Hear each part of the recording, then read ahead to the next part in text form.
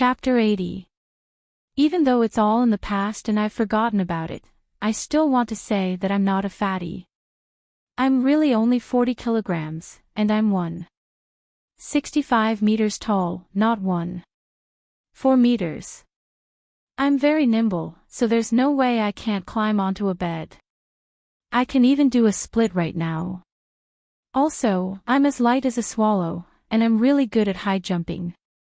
I even got first place in my school's high jump competition during the high school sports meet. Lin Jiej was in the midst of drinking water when he saw Yao loves ice cream, messages coming in one after another, and he couldn't help but spurt out his drink. Did Big White Chubby have to be so adorable? Why is she so insistent on explaining things to me? Is it because we're separated by the internet, and no one knows who the other is, so she's acting so brazenly? Alright, you're not a fatty, you're a stubborn fatty. Lin Jiej thought as he typed on the screen and replied, I believe you. In order to express his sincerity, Lin Jiej intentionally changed the th to. After sending the message, Lin Jiej casually put his phone down. A moment later, he picked it up again and began typing on the keyboard once more. Let me make it clear to you that I'm not an old virgin. I'm a man who loves his chastity. The reason why I've never had a girlfriend since I was young is because I'm not fickle. Of course, I'm not the ugliest man in the universe, and I'm not so ugly that my roommates can't even eat when they see me. On the contrary, I'm very handsome, and there are countless girls chasing after me. The number of love letters I've received is more than the number of math problems you've done. I'm not bragging to you, but I'm even more handsome than those celebrities. I've always been the most handsome man in the school ever since I was young. It's because I'm a man that I can't participate in the campus belle competition. If I didn't have any integrity, the title of campus belle and campus hunk would be mine. Shi Yao, who had just taken a huge mouthful of yogurt, nearly spurted it out when she saw the string of messages on the screen. It was fortunate that she managed to hold it in, or else it would be a pity to waste the yogurt. But then again, this Mr. Numbers sure knows how to brag. Does he take me for a fool? If he was really as handsome as he said, with so many girls chasing after him, she didn't believe that he didn't have a girlfriend. It was most likely because they didn't interact with each other in real life, which was why they were so confident, right? Forget it. Since he had said that he trusted her, she would be merciful and not expose him. Thus, Shi Yao typed a few words on the screen, I believe you. Just as Shi Yao was about to hit send, she remembered that Mr. Numbers had used an exclamation mark to express his sincerity, so she decided to change the period to an exclamation mark as well. Shi Yao paused for a moment before adding 2 more exclamation marks. Then, she sent over, I believe you. A second after Shi Yao's message was sent, Expert of the Monkeys and Juice returned to their dormitory room and appeared in the Sexy and Frisky group. Yao loves ice cream and less than 111,111 didn't exchange messages anymore. The thought that came to their minds was it's a sin to have spoken against my conscience, so they logged back into the game. The next day, after lunch, Shi Yao took a bus to the hospital to visit Grandpa Lin. Lin Jiej had a lesson at 2 in the afternoon, so he dawdled around in his dormitory room until 1:55 p.m. Only then did he leisurely make his way to the classroom with Xia Shangzhou and Lu Benlai in tow. Halfway there, his phone suddenly rang. It was a call from the driver. Young master, there's something that I forgot to tell you. Miss Shi said that she's going to visit Grandpa Lin in the afternoon. Chapter 81. Halfway there, his phone suddenly rang. It was a call from the chauffeur. Young master, there's something that I forgot to tell you. Miss Shi said that she's going to the hospital to visit Grandpa Lin this afternoon. Sure. Lin Jiej replied nonchalantly to the driver's words. Is there something wrong with the driver? Why would he call me when Soft Bun is visiting her grandfather? Thus, he lowered the phone from his ear, intending to hang up the call. When the phone was about to fall on his neck, Lin Jiej suddenly froze on the spot, as if someone had struck his acupoints. Seeing that Lin Jiej had come to a halt, Xie Shangzhou and Liu Benlai also came to a halt in bewilderment. They turned to look at him in confusion. "Boss, what's wrong? Who called you? You look so serious." Ignoring the two fellows, Lin Jiej raised his phone to his ear once more, and his tone was no longer as cool and composed as before. "Why didn't you tell me earlier that she's going to visit my grandfather in the afternoon?" Before the driver could explain himself, Lin Jiej had already spoken up. As he spoke, he turned around and walked towards the school gate. "Didn't you call me last night to tell me that the matter has been settled? Is this what you mean by done?" "Liu Benlai, boss, you're going in the opposite direction. The classroom is over there," Xie Shangzhou said. "Boss, there's only 1 minute left before class starts. It's the Demon King's class. Although he likes you a lot, he'll definitely torture you to death if you skip class so openly. If he continued to walk in their direction, then he would really be walking in the opposite direction. Not to mention the Great Devil King, even if it was Abbess Miju, he would not be able to attend this class." Lin Jiej didn't bother to ignore the two fellows behind him. He hung up the phone and hastened his footsteps. After a few steps, his brisk walk turned into a sprint. The taxi sped to the entrance of the hospital, and without even asking for change, Lin Jiej threw the money into the taxi and dashed straight for the inpatient building. There were quite a number of people queuing up for the elevator, so Lin Jiej waited for roughly 10 seconds before choosing the emergency exit by the side. Taking the stairs 2 steps at a time, he rushed up to the 10th floor. As soon as he entered the inpatient department, he saw Shiyao's silhouette entering the ward. Luckily, she had just arrived. Without even daring to catch his breath, Lin Jiej dashed straight for the door. The door Shiyao had just closed a second ago was suddenly pushed open by him, causing everyone in the ward to look at him in bewilderment. Auntie Sun was the first to speak. "Young master, what's wrong?" Sweating profusely from running. Inwardly relieved that he had made it in time, Lin Jiej stood silently on the spot, breathing heavily. Grandpa Lin, who was leisurely sipping on his tea by the headboard, shot a peculiar glance at Shiyao, who had appeared out of nowhere, and Lin Jiej, who had also appeared out of nowhere. After which, he quickly adjusted his expression and feigned a look of severe illness. With a feeble voice, he turned to Auntie Sun and said, "This cup is a little heavy, I'll need you to change it for me." Auntie Sun hurriedly obeyed. Grandpa Lin took 2 sips of tea very reluctantly. "Auntie Sun, I'm a little tired. Help me lie down." Auntie Sun did as she was told. After Grandpa Lin was done lying down, he turned to Lin Jiej and asked, "Don't you have lessons this afternoon?" Chapter 82. Recovering from his shock, Lin Jiej tried his best to maintain his composure. As he walked into the ward, he casually came up with an excuse: "The Demon King is experiencing menstrual cramps." Demon King. Grandpa Lin frowned. "That Zhang Laosher. Isn't he a male professor?"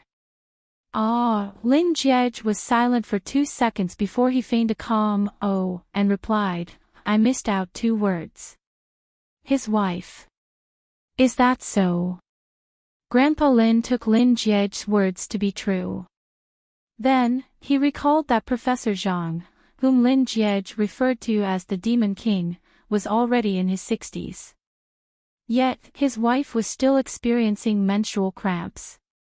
Perhaps, there was a huge age gap between the two of them, so he added, "Professor Zhang's wife is quite young."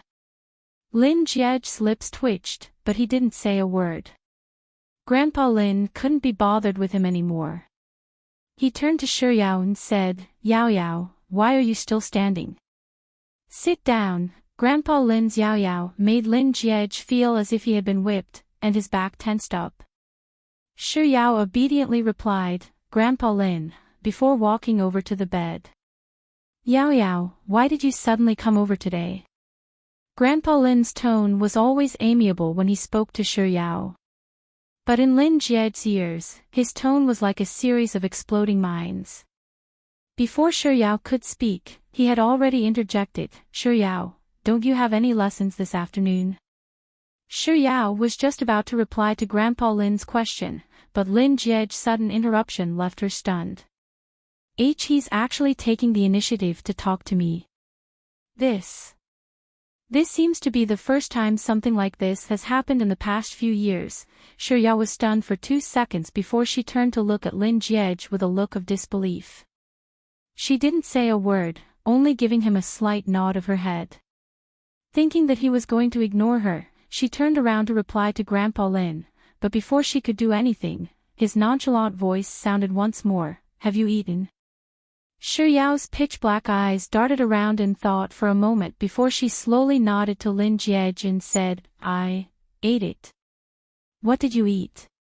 Was this an awkward conversation? Shi Yao blinked her eyes a few times before replying, Yuxiang shredded pork, red braised pork, Sichuan poached fish, tea egg, a bowl of rice, a bowl of corn soup with ribs. He was just changing the topic. Did she have to reply in such detail? But Soft Bun actually has such a huge appetite. She could eat even more than him. With such a thin and weak body, she actually had such an astonishing appetite. She really couldn't be underestimated. While Lin Jie was in a daze, Shi Yao had already turned to Grandpa Lin and asked, Grandpa Lin, you... Barely after Shi Yao said those words, a piercing sound suddenly echoed in the air. It was the sound of the chair dragging on the floor, following which, a chair was placed behind Shi Yao. Before Shi Yao could make sense of what was going on, the reticent Lin Jie suddenly spoke up once more, take a seat. Overwhelmed by the unexpected favor, Shi Yao glanced at the chair before turning to look at Lin Jie, not daring to sit down. Think it's dirty? I'll wipe it for you then.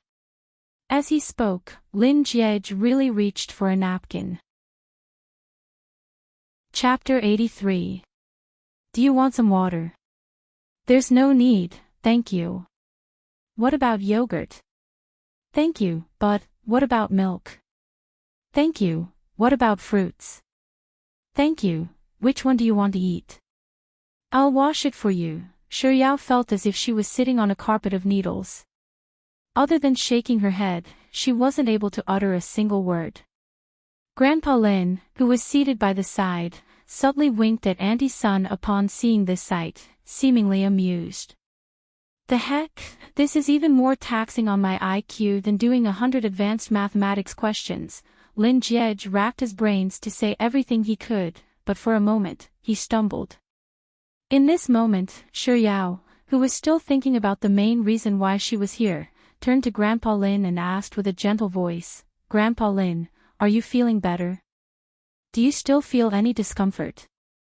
Ever since he was young, Lin Jie had always been able to calmly say that it had nothing to do with him no matter how big of a mess he made. Yet, upon hearing those words, a layer of cold sweat crept up his back. Why is Soft Bun just as persistent as Big White Chubby? I've been trying to change the topic for so long, but how did she still manage to come back? Grandpa Lin was overjoyed by Shi Yao's concern. With Yao Yao's concern, no matter how serious my illness is, it doesn't matter anymore. Shi Yao's lips curled into a smile as she spoke up once more. This time, before Lin Jie could stop or interrupt her, her words had already flowed out from the gaps between her lips. Grandpa, I'm really sorry about last night. I should have come to see you. A hint of doubt surfaced on Grandpa Lin's relaxed expression. Last night? What happened last night? What's to come has finally come. Gritting his teeth, Lin Jie turned to look out the window, not daring to look at what was about to happen in the ward. Shi Yao blinked her eyes. Thinking that Grandpa Lin was still in a daze, she spoke up once more, didn't you suddenly feel unwell last night? You kept calling my name, wanting to see me, and even had the chauffeur fetch me. Last night, none of them came to the hospital to disturb him, and he happily dragged Auntie's son along to cook hot pot together. How did it suddenly turn into him being unwell, and he even called out Yao Yao's name? Old Master Lin was stunned and thought that he was dreaming. Since his lie had been exposed, and he didn't want her to know that he was the mastermind, then. Since being tactful didn't work, he could only use force. With such thoughts in mind, Lin Jiej gritted his teeth as he turned his gaze toward his grandfather. He interjected before his grandfather could speak, looking as if he had just remembered something after Shi Yao's reminder. If Yao Yao hadn't brought it up, I would have forgotten about it. Grandfather, how are you feeling now? Are you feeling better than last night? Do you need me to ask my sister abroad to invite an expert to come back and take a good look? Yao Yao. Yao Yao. Shi Yao's lips parted slightly, and roughly 5 seconds later, she stared blankly at Lin Jiej. Did he just call her Yao Yao? Grandpa Lin was even more confused by Lin Jiej's words. Chapter 84. Grandpa Lin took a moment to calm himself down before sorting out his chaotic thoughts. Yao Yao, you said that I was seriously ill yesterday, and I kept calling your name, wanting to meet you? That's right. Shi Yao nodded. It was a message from Lin Jiej. Soft bun, would you die if you didn't add the second half of the sentence? Do you know that you're trying to murder your own husband? Ah, no, your fiancé. Lin Jiej felt as if he had brought along a lousy teammate with him. Lin Jiej. Grandpa Lin repeated Lin Jiej's name before turning his gaze to Lin Jiej. Meeting his grandfather's gaze, Lin Jiej's temples throbbed violently. Since he was already halfway there, he might as well go all the way. So, he steeled his heart and stared straight into Grandpa Lin's eyes as he said, Grandfather, have you forgotten that I'm going to teach you a lesson? Didn't you tell me to call Yao Yao and ask her to come over last night? When did I? Before Grandpa Lin could finish his words, Lin Jiej had already blinked his eyes in astonishment. Grandfather, you really don't remember? Last night, I came to the hospital to visit you, and while we were eating together, your blood pressure suddenly became unstable, and you even came down with a high fever. You kept calling Yao Yao's name. Nonsense. This is utter nonsense. This brat hasn't come to the hospital for an entire week, so when did I have dinner together with him last night? And your blood pressure became unstable, and you even came down with a high fever. Your entire family's blood pressure became unstable, and you're the one who came down with a high fever. Why you? Grandpa Lin nearly leaped up in anger. Lin Jiej stood calmly on the spot, and as innocent as he could be, he said once more, Grandfather, please think about it carefully. If you can't remember it, you're making me feel like I'm a human being. You're speaking as if you're a human being right now. Why you? Grandpa Lin pointed a finger at Lin Jiej as his face reddened. But before he could finish his sentence, Lin Jiej had already calmly and confidently added. You're making it sound like I'm lying to Yao Yao. As if stuck in his throat, Grandpa Lin abruptly froze on the spot. He had no idea why Lin Jiej would use him as a scapegoat. But if he exposed him, he will let Yao Yao know that he is lying. Now both of their marriage is on the verge of collapse, if this stinky brat's dark history is smeared, wouldn't it? Grandpa Lin took a deep breath, and then another deep breath. Then, with a smile on his face, he said, You. If you didn't mention it, I would have forgotten about it. As he spoke, Grandpa Lin turned to Shi Yao and said, Yao Yao, I'm getting on in years, and my memory isn't as good as it seems. Yesterday, I had a really bad fever, so I'm still in a daze today. Sigh, here's what happened yesterday. Auntie's son made a cake, and I thought that you would surely like it, so I asked them to send it over to you. I don't even have the strength to finish a sentence. Since you're so heartless, then don't blame me for putting you in your place. Anyway, there's no cake. You'll have to figure out a way to get it yourself." With this thought in mind, Grandpa Lin turned to Lin Jiej and said, "The cake is in the fridge at home. Aren't you from the same school as Yao Yao? Why don't you go home later to get it and send it back to Yao Yao?" Lin Jiej's eyelids fluttered, and he replied with an "oh" in agreement. Chapter 85. After hearing Grandpa Lin's explanation, Shi Yao took it for granted. She obediently reminded Grandpa Lin to take care of himself, but before she could finish her words, someone knocked on the door of the ward. Standing at the side, Auntie Sun, who had chosen to protect herself from the very beginning and had not spoken a single word since the beginning, walked toward the door of the ward as she asked in a slightly perplexed tone, "The doctor just checked the ward. Who could have come at this hour?" Opening the door, Auntie Sun saw who it was, and she exclaimed in astonishment, "Miss Liang, why are you here?" "Miss Liang? Isn't that Liang Mumu?" Shi Yao turned around and looked at the door. Dressed in a light yellow dress, Liang Mumu stood at the entrance of the ward with a bright smile on her face. She greeted Auntie Sun politely, "Auntie Sun, nice to meet you. I'm here to visit Grandpa Lin." Auntie Sun stepped aside and said, "Miss Liang, please come in."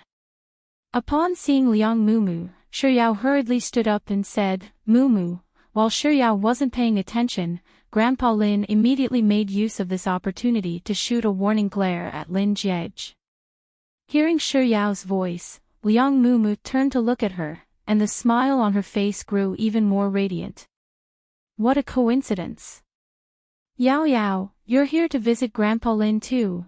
Before Shi Yao could say anything, Liang Mumu's gaze fell on Lin Jiej, and she said graciously, "Brother Jia, you're here too."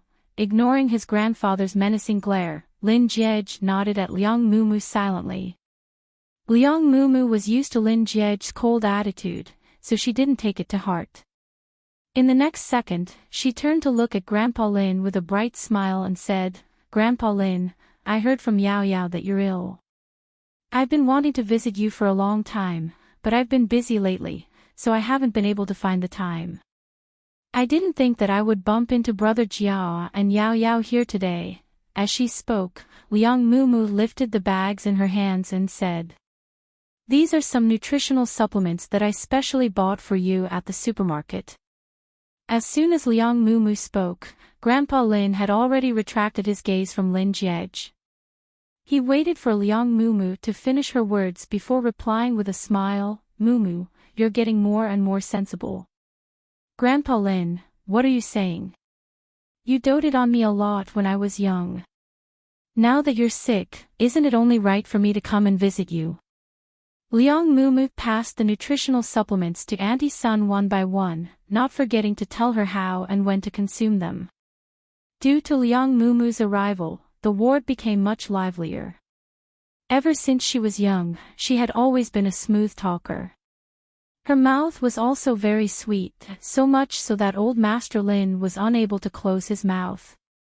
On the other hand, Shi Yao found herself at a loss for words. Eventually, Shi Yao decided to just sit by the side and focus on munching on the apple that Auntie Sun had washed for her. Lin Jiej was leaning against the windowsill with his head lowered, looking at his phone, as if he was out in the open. From time to time, Liang Mumu would say something to him. Sometimes, he would nod his head, but other times, it was as if he hadn't heard anything at all. Before class, Lin Jiej had forgotten to charge his phone. He had been browsing through Weibo for a while when his phone suddenly reminded him that it was low on battery, so he quickly put his phone away. Chapter 86. Not too far away, Liang Mumu seemed to be saying something to her grandfather. Her voice rose and fell rhythmically, but Lin Jiej found it a little too noisy. After standing in the room for a while, he finally couldn't take it anymore, so he straightened his body, intending to head out for some fresh air. However, before he could do so, he caught sight of Shi Yao sitting on a chair not too far away from him. The young lady was holding an apple that was roughly the size of her face, and she was munching on it intently. It was as if there was nothing else in her eyes other than the apple in her hands. Every time she took a bite of the apple, her eyes would curve into a smile. It was as if she had the entire world in her hands, and there were traces of bliss all around her. He had seen people eating with gusto before, but this was the first time he was seeing someone eating so happily. She sure was a girl who was easily satisfied with what she had. Lin Jiej couldn't help but take a few more glances at her. Towards the end, when the young lady's eyes curved into a smile as she took a bite of the apple, the corners of his lips curled up as well. After staring for some time, the sunlight from the window shone into the room through the window and onto Shiyao's body, making her fair and tender skin appear even more exquisite. The sight before him was a little beautiful, so beautiful that Lin Jiej felt an urge to preserve it forever. As this thought flashed across his mind, he subconsciously took out his low-battery phone from his pocket, tapped on the camera, and silently aimed it at Shiyao. At this moment, Shiyao happened to take a big bite of the apple, causing her cheeks to puff up. In an instant, her delicate oval face became round and adorable. Lin Jiej quickly tapped on the camera to capture this scene. "Brother Zhao, are you returning to school or going home?" Before Lin Jiej could take a closer look at the photo he had taken, Liang Mumu's gentle voice sounded from the side. Lin Jiej shot a glance at Liang Mumu before replying impassively, "Let's talk about it later." At the same time, he locked his phone back into his pocket. "I was thinking that if you were to go home, we could," Liang Mumu spoke up once more, but Lin Jiej didn't say anything else. On the other hand, Shiyao's phone suddenly rang with a ding-dong. While chewing on the apple, she freed one hand to take out her phone from her bag. "Yao Yao, how about you? Are you in a hurry to return to school? If you're not in a hurry, you can go to my house for dinner first. It just so happens that my cousin sent us Hokkaido crabs this morning. I can ask my aunt to cook for us tonight." As Liang Mumu spoke, she walked up to Shiyao and feigned exhaustion from standing for too long. Then, she hugged Shiyao from the back and placed her weight on Shiyao's body. "It's fine. I already made plans with my roommates to have dinner together tonight," Shiyao replied to Liang Mumu as she tapped on her message. It was a message from Han Jing. "Shiyao, my mom just sent me some specialties from my hometown. Are you in the dormitory? I'll send them over to you." Chapter 87. Shiyao replied as she stowed her phone away. "Your classmate." When did Liang Mumu become so curious about what she was doing in school? Shiyao's chewing on her apple paused for a moment, and she fell silent for 2 seconds before replying, "No, it's a senior of mine." "Han Jing. Senior. Is it that senior Han who confessed to me?" Inconspicuously, Lin Jiej frowned. "Wah, Yao Yao, I'm so envious of you. Your senior actually treats you so well. He even sent you the souvenirs his mother sent you as soon as possible. Why don't I have such a good classmate?" Liang Mumu's tone was filled with envy, just like her own words. On the bed, Grandpa Lin, who wasn't paying much attention to Shiyao's message, suddenly turned to look at Shiyao warily upon hearing those words. Shiyao didn't respond to Liang Mumu's words.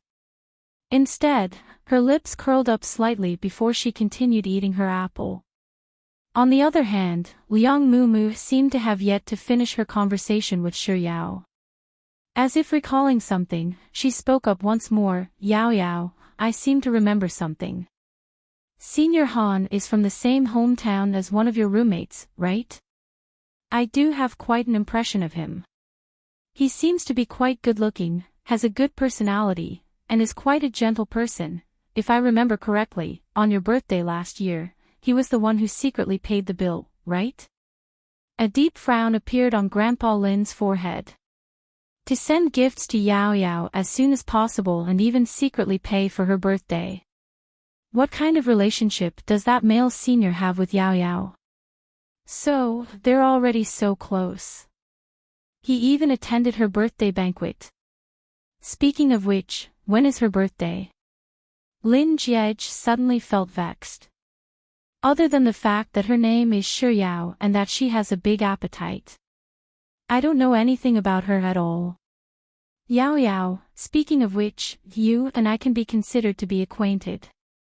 I remember that we even went to a bar together once. Lin Jiej felt a ball of fire burning in his chest, and his frown deepened. Liang Juxi's cousin Shure is sick in the head. Why does she keep bringing up this topic? But before the word long could form in Lin Jiej's mind, he suddenly froze. Roughly 2 seconds later, he raised his head to look at Liang Mumu, who seemed to be chatting innocently with Shuyao in her arms, before turning his gaze to his grandfather. Upon seeing the slight displeasure on his grandfather's face, Lin Jiej came to a realization. The difference between two girls was really huge. Isn't it good to live a simple life? Why did he have to make himself so hateful, dirty, and vile? But soft bun, should I call her a fool, or should I call her innocent? Could she not see through such an obvious trick? Grandpa was really something. The fiancé he found for him was actually a little idiot. But so be it. He was smart anyway. If he complimented each other a little, it wouldn't affect the intelligence of the future generations. With this thought in mind, Lin Jiej replied calmly, "Oh, you're talking about Han Jing." Liang Mumu didn't expect Lin Jiej to interject all of a sudden. She raised her head to look at Lin Jiej and replied with a smile, "That's right, Han Jing. Yao Yao calls him Senior Han." Chapter 88.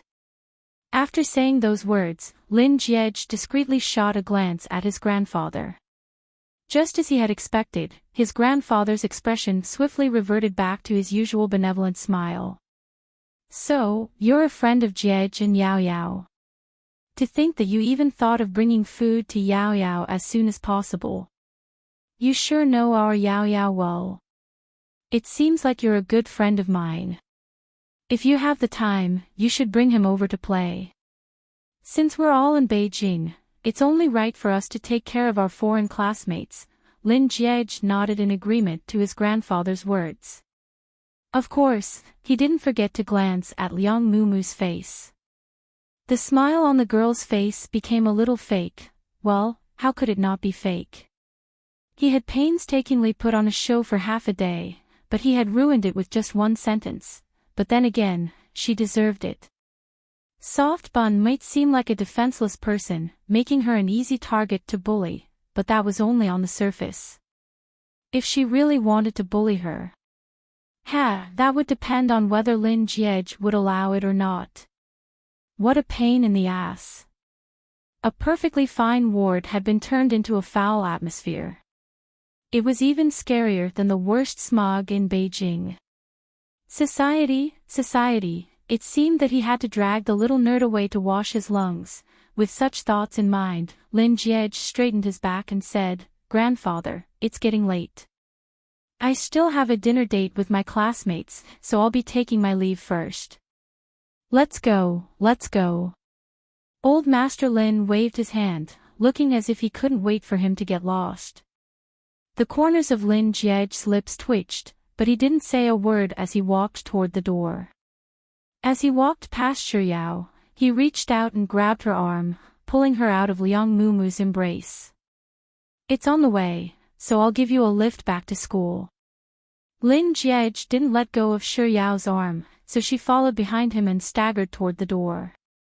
She could only turn around to bid farewell to Grandpa Lin.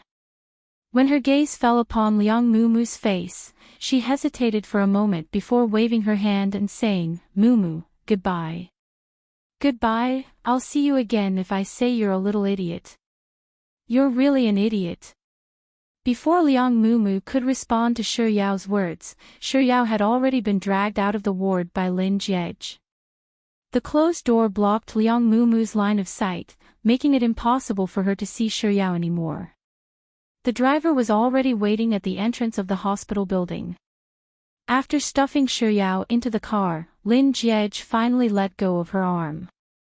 After the driver fastened his seatbelt, he asked, "Young master, are you going to school?" Without saying a word, Lin Jiej harumphed coldly. Not long after the car drove off, Shiryao's phone suddenly rang once more.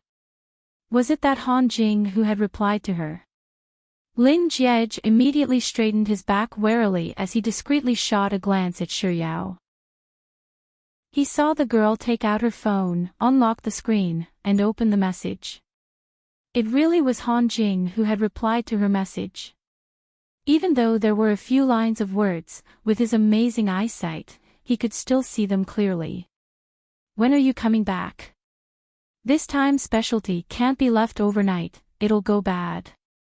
My mom sent it over and put a lot of ice bags in it to barely keep it from going bad. So, we still have to eat it tonight." Shiryao moved her fingers and said, "I should be able to reach the academy in around half an hour." "Senior Han, okay then, tell me when you arrive, I'll send it over to you." Lin Jiej didn't bother looking at Shiryao's subsequent messages. Instead, he turned his gaze to the window. He stared at the rapidly retreating street for a moment before a glint flashed across his eyes, and he said, "Let's make a trip home first." Chapter 89. Lin Jiej didn't bother looking at Shiryao's subsequent messages. Instead, he turned his gaze to the window. He stared at the passing scenery for a moment before a glint flashed across his eyes, and he said, "Let's make a trip home first." The car was initially quiet, but his abrupt voice caused both the driver and Shiryao to turn to look at him. The driver quickly recovered from his daze and replied with an "all right" before changing the route. "If he's going home, what about me?" Shiryao stared at Lin Jiej for 5 seconds before the car passed by a subway station. She quickly spoke up, then. "Let me down. I'll take the subway back to school, what about the cake?" Lin Jiej shot a glance at Shiryao as he asked coldly. "So, he's going home to bring me a cake." Before Shiryao could say anything, Lin Jiej had already spoken up, "You can't be thinking of having me bring it back to your dormitory, right?" Without any hesitation, Shiryao shook her head vehemently. "And no. 6 years ago, when his resistance was futile and he was forced to accept her as his fiancée, he had explained the rules to her in private. That was the only thing he had said to her in the first 3 years of her life. Even though she was still very young back then, she still remembered it, and for the next 6 years, she didn't dare to forget about it. Your identity as my fiancé is acknowledged by my grandfather. As for me, don't even think about it. I'll never acknowledge you as my fiancé. The fiancé I acknowledge will definitely be someone I like. She's definitely prettier than you, more elegant than you, cleaner than you, cuter than you, purer than you, cuter than you, purer than you, more." He said "more than you" many times, and every single one of his words was filled with disdain. "So, don't think that just because my grandfather made you my fiancé, we'll still be strangers from the start to the end.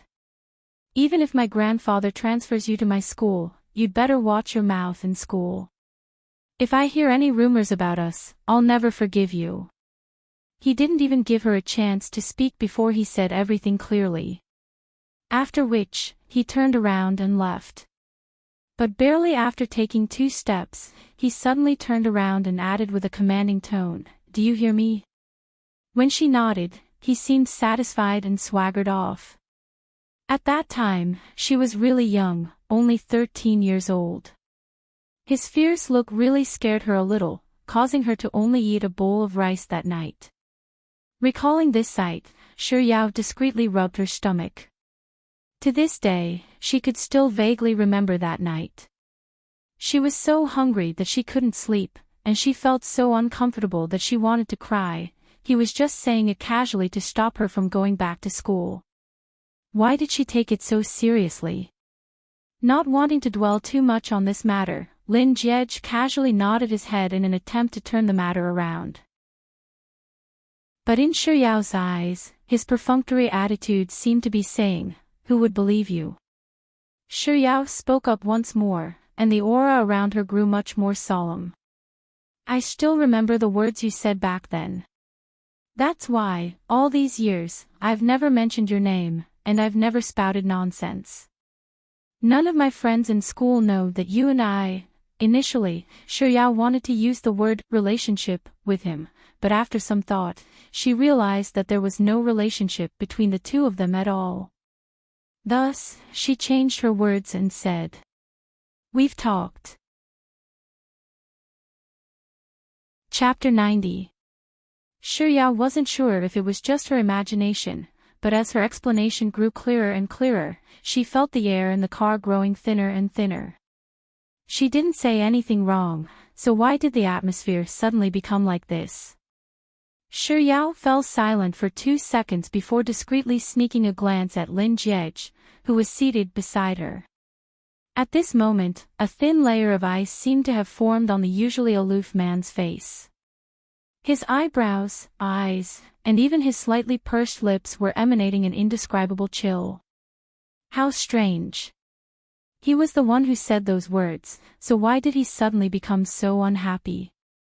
Could it be that I've said too many things to him? Shi Yao's eyes darted around in thought, and she felt that this was the most likely possibility. According to his rules, he didn't know her, so he was unwilling to interact with her too much. Why was she so foolish earlier? Shi Yao tactfully shut her mouth and told herself not to talk to Lin Jiej anymore. The car returned to its usual silence. The car slowly drove in the direction of the Lin family, but the cold expression on Lin Jiej's face didn't show any signs of melting. In truth, he was a little confused when she said, "I remember everything you said back then." He didn't really understand what she was referring to, but it was only after she said something else that he vaguely recalled that there was indeed such a thing. How should he describe the situation back then? He felt a little indignant and angry, but he had nowhere to vent his anger, so he ended up directing all of his emotions at her. He blamed her a little. If it wasn't for her, he wouldn't have gotten a fiancé out of nowhere. No one liked the feeling of being coerced, and under his grandfather's coercion, his disgust for her grew exponentially. Under such circumstances, it went without saying that the words he said were as harsh as they could be. In truth, she wasn't in the wrong either. What she said was the truth, but he had no idea what was bothering him at this moment. Was it because she still remembered what he said back then, or was it because he acted on impulse, or was it because she used the word said to define their relationship? The more Lin Jiej thought about it, the more agitated he felt. And the more agitated he felt, the more stifling the atmosphere in the car became. In the end, even he couldn't take it anymore. Reaching out, he rolled down the car window, allowing the spring breeze to flow into the car. Just as the car was about to reach the Lin family residence, Shi Yao's phone suddenly rang. She picked up the call, but due to Lin Jiej's presence, her voice sounded a little weak. "Hello? Senior Han." "No, I haven't reached school yet. Something cropped up, so I might be a little late." Hearing Shi Yao's words, Lin Jiej's eyebrows twitched slightly. He took out his phone, which only had 5% battery left, and began typing out a message. 5 minutes before the car arrived at the gate of the Lin family, the few servants left in the Lin family had all left. After the car came to a stop, Lin Jiej turned to the driver and said coldly, "Don't you have something to do later? You go ahead, I'll call a taxi later." Chapter 91. Without saying a word, Lin Jiej pushed open the car door and got out. Shi Yao followed suit, but she didn't forget to thank the driver politely. "Thank you." The driver replied guiltily with a "You're welcome," before stepping on the accelerator and speeding away. Was he imagining things? Why did it feel like the Lin family's chauffeur was getting more and more difficult over the past decade? Facing the door, Lin Jiej keyed in 666666, and after the door opened, he walked into the courtyard. However, after taking 2 steps, he noticed that Shiryao wasn't following him, so he turned around to look at her. Meeting Lin Jie's gaze, Shiryao thought for a moment, and it seemed like it was time for her to speak. "So," she said, "I'll wait for you here." Lin Jie's gaze seemed to have turned even colder, but his tone was still relatively calm. "I want to take a bath first. It might take a while, so I'll come in and wait." Shiryao walked into the courtyard, and after a moment of thought, she said, "Why don't I take the cake first? You can leave after you're done bathing. It doesn't seem appropriate for us to be in the same car. If someone sees us at the school gates..." Before Shiryao could finish her words, Lin Jie had already interjected, "I didn't bring my wallet." Following which, his footsteps quickened significantly, creating a huge distance between them. Shiryao wanted to say that she could give him money, but just as the words were about to come out of her mouth, she suddenly remembered that she had accidentally spent too much on snacks while browsing Taobao 2 days ago. She was only left with 100 RMB now. There was no way she could give him money. Left with no choice, Shiryao followed Lin Jie into the house silently. It was fortunate that she had been to the Lin family's old residence before, and there were slippers for her in the shoe cabinet. Thus, she changed into her slippers and headed to the living room. Lin Jie, who had entered the house a little earlier than her, happened to be walking out of the dining room with a cup of hot chocolate in his hands. He walked up to her and passed the hot chocolate over. "Have something to drink first." "I'm going to take a bath," Shiryao replied with an "oh" as she reached out to take it. Perhaps it was due to his carelessness, or perhaps it was due to the way she received it, the hot chocolate spilled all over Shiryao. It was fortunate that the temperature wasn't too high, so she wasn't scalded. However, her clothes. Shiryao lowered her head to look at the large stain on her chest, and a troubled look appeared on her face. How was she going to return to school like this?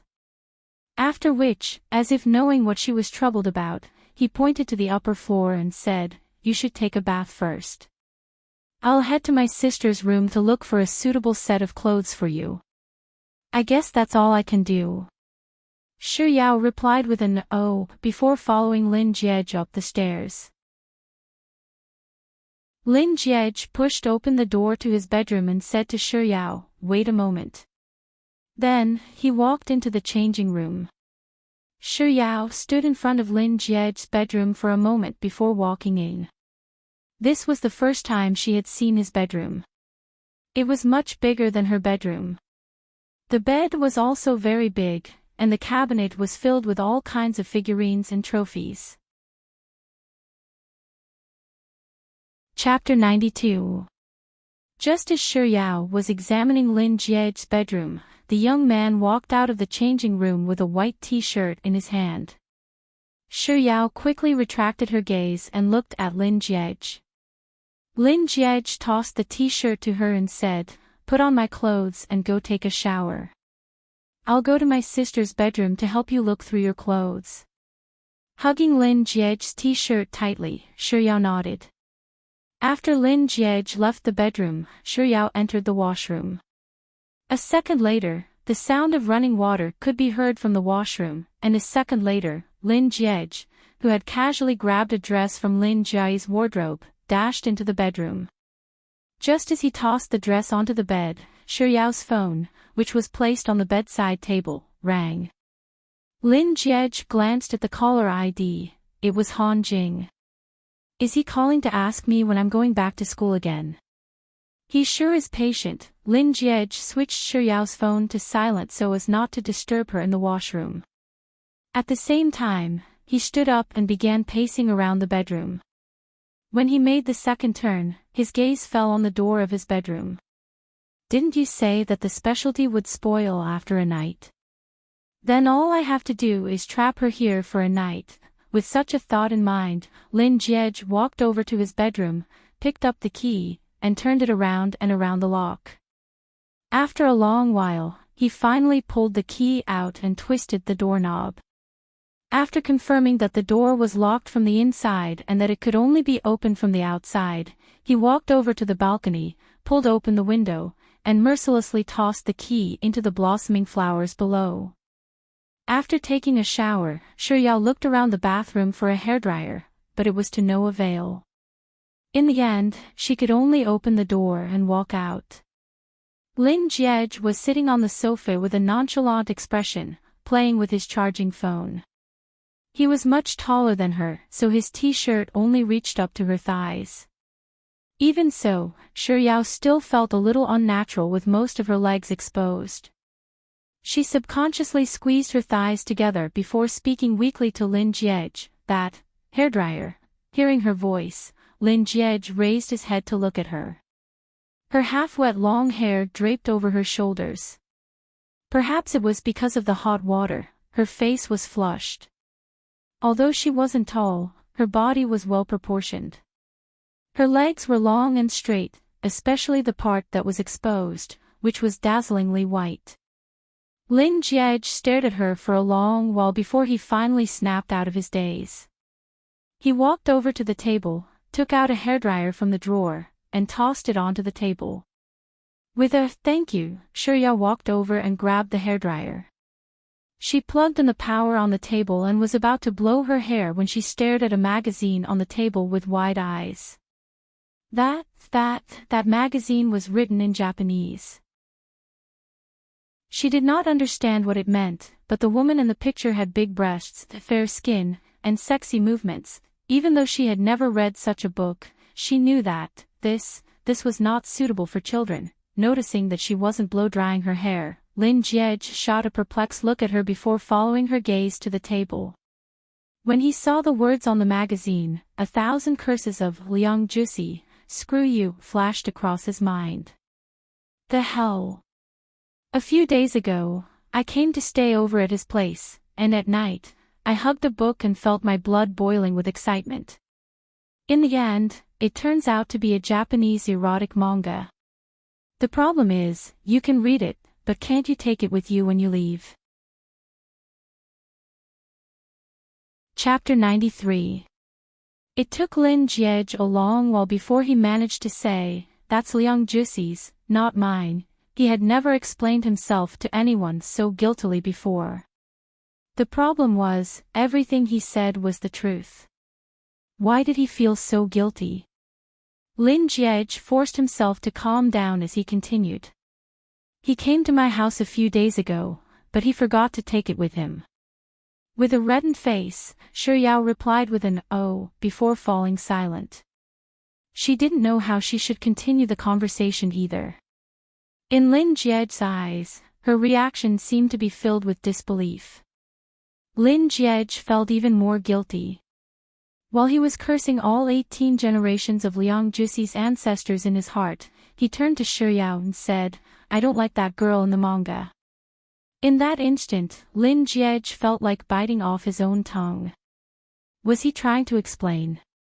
He was obviously making things worse the more he tried to explain. What did he mean by he didn't like the girl in the manga? Wasn't he indirectly telling her that he had read the manga? But he clearly hadn't seen it before.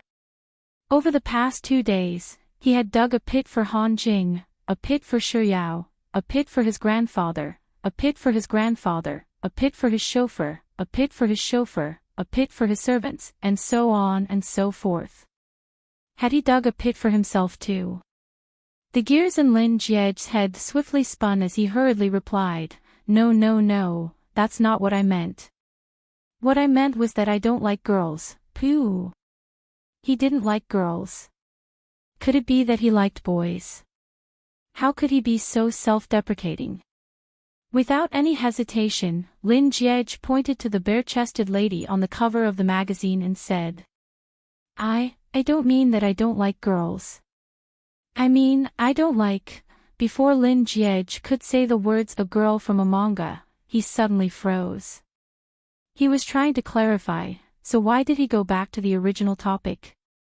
Was his IQ fed to a dog? The problem was, not only was his IQ fed to the dogs, even his brain had a problem. He actually didn't know how to explain next. just as Lin Jiej was feeling anxious, Shi Yao suddenly spoke up, that. I understand. Did she understand his nonsensical explanations? Lin Jiej's mind calmed down a little. He was just about to reply with a, "It's fine as long as you understand," but before the words could even reach his mouth, Shi Yao's face had already reddened, and she spoke up once more with a soft voice. "Why you guys, don't you like to watch these kinds of things?" In the end, she didn't understand what he meant at all. In a moment of desperation, Lin Jiej blurted out, "I'm not a man." Damn it, the more I talk, the messier it is. Liang Jusi, F*CKU #%yen #% Looking at Shi Yao, who was trying her best to stifle her laughter, Lin Jiej cursed Liang Jusi furiously in his heart as he explained anxiously, "I'm saying that I'm different from those normal men, F*CK, is he calling me abnormal?" There was no F*King explanation for this. Feeling a little annoyed, Lin Jiej walked up to Shi Yao, picked up the magazine, and mercilessly tore it into shreds before tossing it into the trash can. Chapter 94. Forget it. It's best if I don't say anything. Lin Jiej hastened his footsteps, intending to leave the bedroom as soon as possible to calm himself down. However, Lin Jiej walked up to the door of the bedroom, stretched out his hand, and twisted the doorknob for a long time, but the door simply wouldn't open. The heck? What the heck is going on? Why won't the door open? Lin Jiej exerted more strength, and just as he was about to knock on the door, Shi Yao, who had just finished drying her hair, suddenly asked, "What's wrong?" "The door is broken. I can't open it," Lin Jiej said as he twisted the door lock, causing it to creak endlessly. How could the door be broken? Shi Yao tossed the hairdryer aside and ran up to Lin Jiej to take a closer look at the door lock.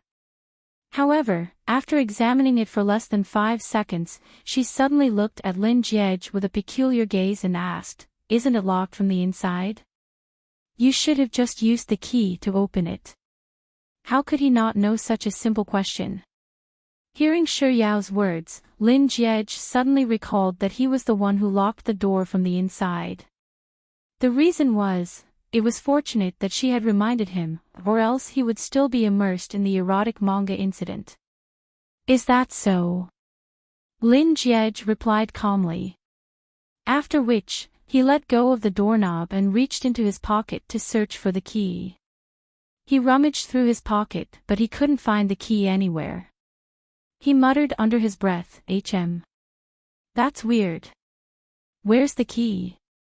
Could it be that I slipped on the sofa when I was sitting on it earlier?" As Lin Jiej muttered to himself, he turned around and walked over to the sofa. Why isn't it here? I remember going upstairs with the key. Since he was putting on an act, he had to play it to the fullest.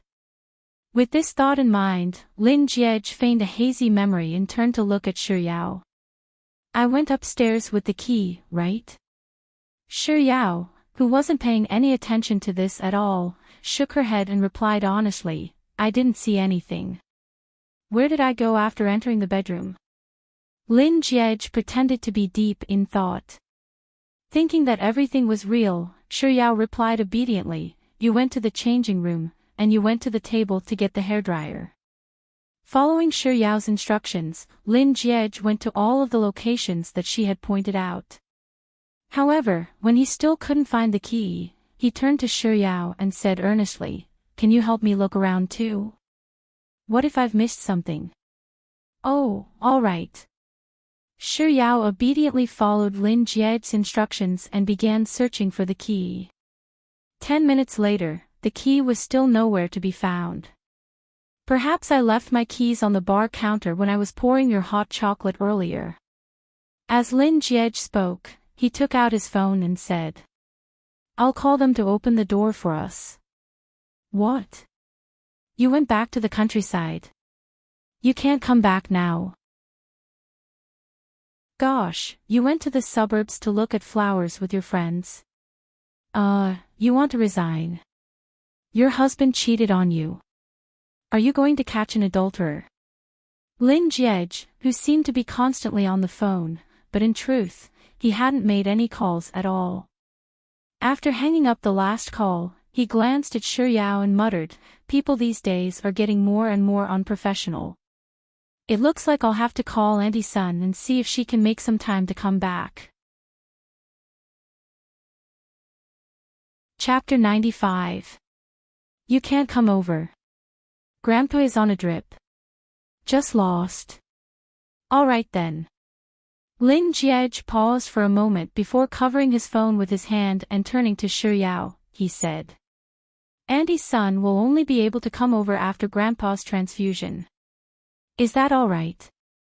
After saying those words, Lin Jiej muttered to himself, but I wonder if something will happen to Grandpa tonight without Auntie Sun around. Shi Yao was just about to nod in agreement when she heard Lin Jiej's first sentence, but upon hearing his second sentence, her words froze on the tip of her tongue. Grandpa Lin was currently in a critical condition. If Auntie Sun were to return to open the door for them, what if something were to happen to Grandpa Lin during this period of time? She didn't have class the next morning. Although she was going to have hot pot with her roommates tonight, she could ask them to change the time. However, if that was the case, they would have to stay in this room for the entire night. Shi Yao hesitated for a moment before speaking up, "Why don't you ask Auntie Sun not to come over? Grandpa Lin can't do without her." Having achieved his goal, Lin Jiej's expression was incomparably calm. He seemed to be conflicted over something as well, and after half a minute, he finally, reluctantly, said, "All right then." After which, Lin Jiej placed the phone by his ear and said, "Forget it, there's no need for that. Take good care of Grandpa." After hanging up the phone, the whole bedroom fell into silence. Sitting on the sofa to the north of the bed, Lin Jiej elegantly grabbed his phone and began sending frenzied messages to Liang Jusi. "Screw you, Liang Jusi, you piece of trash, you bastard, you shameless pervert." Liang Jusi quickly replied with a message, "My grandpa is no longer around. Why don't you consider me?" Scram, scram, scram. "I'm telling you, I'm not done with you." Liang Jusi, did I offend you? I kept sneezing just now. Tell me, did you scold me? I'm F*King impotent from your text bombardment. Oh. You actually have a small penis. I thought you didn't. I can only rely on erotic comics to fantasize. Meanwhile, Shi Yao took out her phone and sat on the carpet to the south of the bed. She began apologizing to her roommates in the WeChat group. "Babies, I'm sorry. I have something on today, so I won't be able to return to school. Can we reschedule for tonight? Lotus Leaf He Tian Tian, Yao Yao, I hate you. Lemon, Lingwan, what? I love Li Yifeng, Jiang Yu Infinity, G, please look into my eyes if you stand me up." Separated by a bed, Shi Yao and Lin Jiej didn't say a word to one another.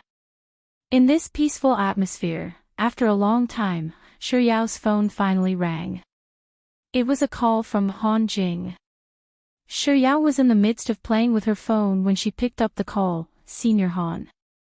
Lin Jiej, who was in the midst of criticizing Liang Jusi, abruptly halted his typing. "I'm sorry, Senior Han. I was taking a shower just now and didn't look at my phone. I can't go back to school today. You and your classmates should hurry up and eat the specialty. Don't spoil it. Don't say any more. The more you talk, the more I want to eat it. Was there so much to talk about?" Chapter 96. Shi Yao's hand suddenly trembled, and she nearly dropped her phone to the ground. Han Jing, who was talking on the other end of the line, suddenly went silent. Taking in all of this, Lin Jiej continued to sing calmly. This time, his emotions grew more intense, and his voice grew louder as well. Giving up everything I have, it doesn't matter. Han Jing snapped out of his daze. Shuyao, you. Shuyao also snapped out of her daze. She knew what Han Jing was going to ask, so before he could finish his words, she replied softly, "It's a friend of mine." Oh. Han Jing waited for a long time, but seeing that Shuyao had no intention of explaining herself, he moved his lips, then. "I'll be hanging up now." "Alright, goodbye." Seeing that Shuyao had hung up the phone, Lin Jiej's lips curled up, but he didn't stop singing. "Time flies. I can't tell you all about my youth, but my story is still about you." The night was still long, and time passed slowly. Despite being in the same room, neither of them felt sleepy at all. At 8 p.m., Expert of the Monkeys sent a message to Yao Loves Ice Cream and 111,111 in the Sexy and Frisky WeChat group. "Do you want to play? Do you want to play? Do you want to play?" Ding dong. Shiyao's phone rang. Ding dong. Lin Jiej's phone rang as well. Shiyao glanced at Lin Jiej's phone before tapping into her WeChat. After reading Expert of the Monkeys' message, Yao Loves Ice Cream hesitated for a moment before replying, "I can play, but I can't turn on voice chat because it's not convenient for me." Ding dong. Lin Jiej's phone rang. Expert of the Monkeys, "Sure, no problem. Let's talk through text." Ding dong. Shiyao's phone rang. Ding dong. Lin Jiej's phone rang. Who is he chatting with? Why is he sending me messages so frequently? Shiyao turned to look at Lin Jiej before starting to search for her earphones in her bag. She searched for a long time, but to no avail. Left with no choice, she switched her phone to silent mode and logged into the game. In any case, it wasn't like she could hit anyone. She could hear footsteps, cars, and landmines, but who knew where he was? Juice shared a room in the group. 111,111, "Boss, are you coming?" Ding dong. Lin Jiej's phone chimed with +3. 111111 popped up. "Yes, but me too. It's not convenient for me to communicate through voice." Expert of the Monkeys, "Hee, boss, are you cracking a cold joke?" Ding dong. Lin Jiej's phone chimed with a +4. "Juice, when did you communicate with us?" Ding dong. Lin Jiej's phone chimed in. 111,111, Shiyao couldn't help but glance at Lin Jiej once more. He probably also felt that his ringtone was too abrupt in the quiet bedroom, so he plugged the earphones back into his phone and stuffed them into his ears. Silence returned to the bedroom, and Shiyao retracted her gaze to look at her phone. The game begins. The first round, pretty normal. Daily chicken dinner. The second round, due to her uncomfortable sitting posture, Shiyao had to change her seat. Lin Jiej was a little far away from her, but since she had changed her seat, he was able to catch a glimpse of her entire body from the corner of his eye. Her phone was facing away from him, so he couldn't see her screen clearly. However, her fair and slender legs kept darting into his field of vision. Note, the song Lin Jiej sang was A Short Love Lasts, and it became very popular on TikTok. Hello, TikTok. Chapter 97. Even though Lin Jiej was distracted by Shiyao's thighs, he still retained a certain level of rationality. As soon as the game started, he was able to control his in-game character to parachute, land, and pick up equipment normally. In fact, when he bumped into an enemy in a room, he was able to react swiftly and use his UMP-9 submachine gun to kill the enemy before they could react. As the second round dragged on, the number of times Lin Jiej's eyes drifted towards Shiyao's thighs increased. Just when he couldn't even count whether it was the 10th or 11th time he was looking at Shi Yao's thighs, someone sniped him from afar and killed him. The third round, Lin Jiej could hear Xie Shangzhou and Lu Benlei's chatter through his earphones. However, he wasn't paying attention to what they were saying. It wasn't until he heard them calling out, "Boss! Boss!" that he finally snapped out of his daze and slowly retracted his gaze from Shi Yao's thighs. It was then that he realized that his in-game character hadn't moved at all ever since he parachuted into the ground.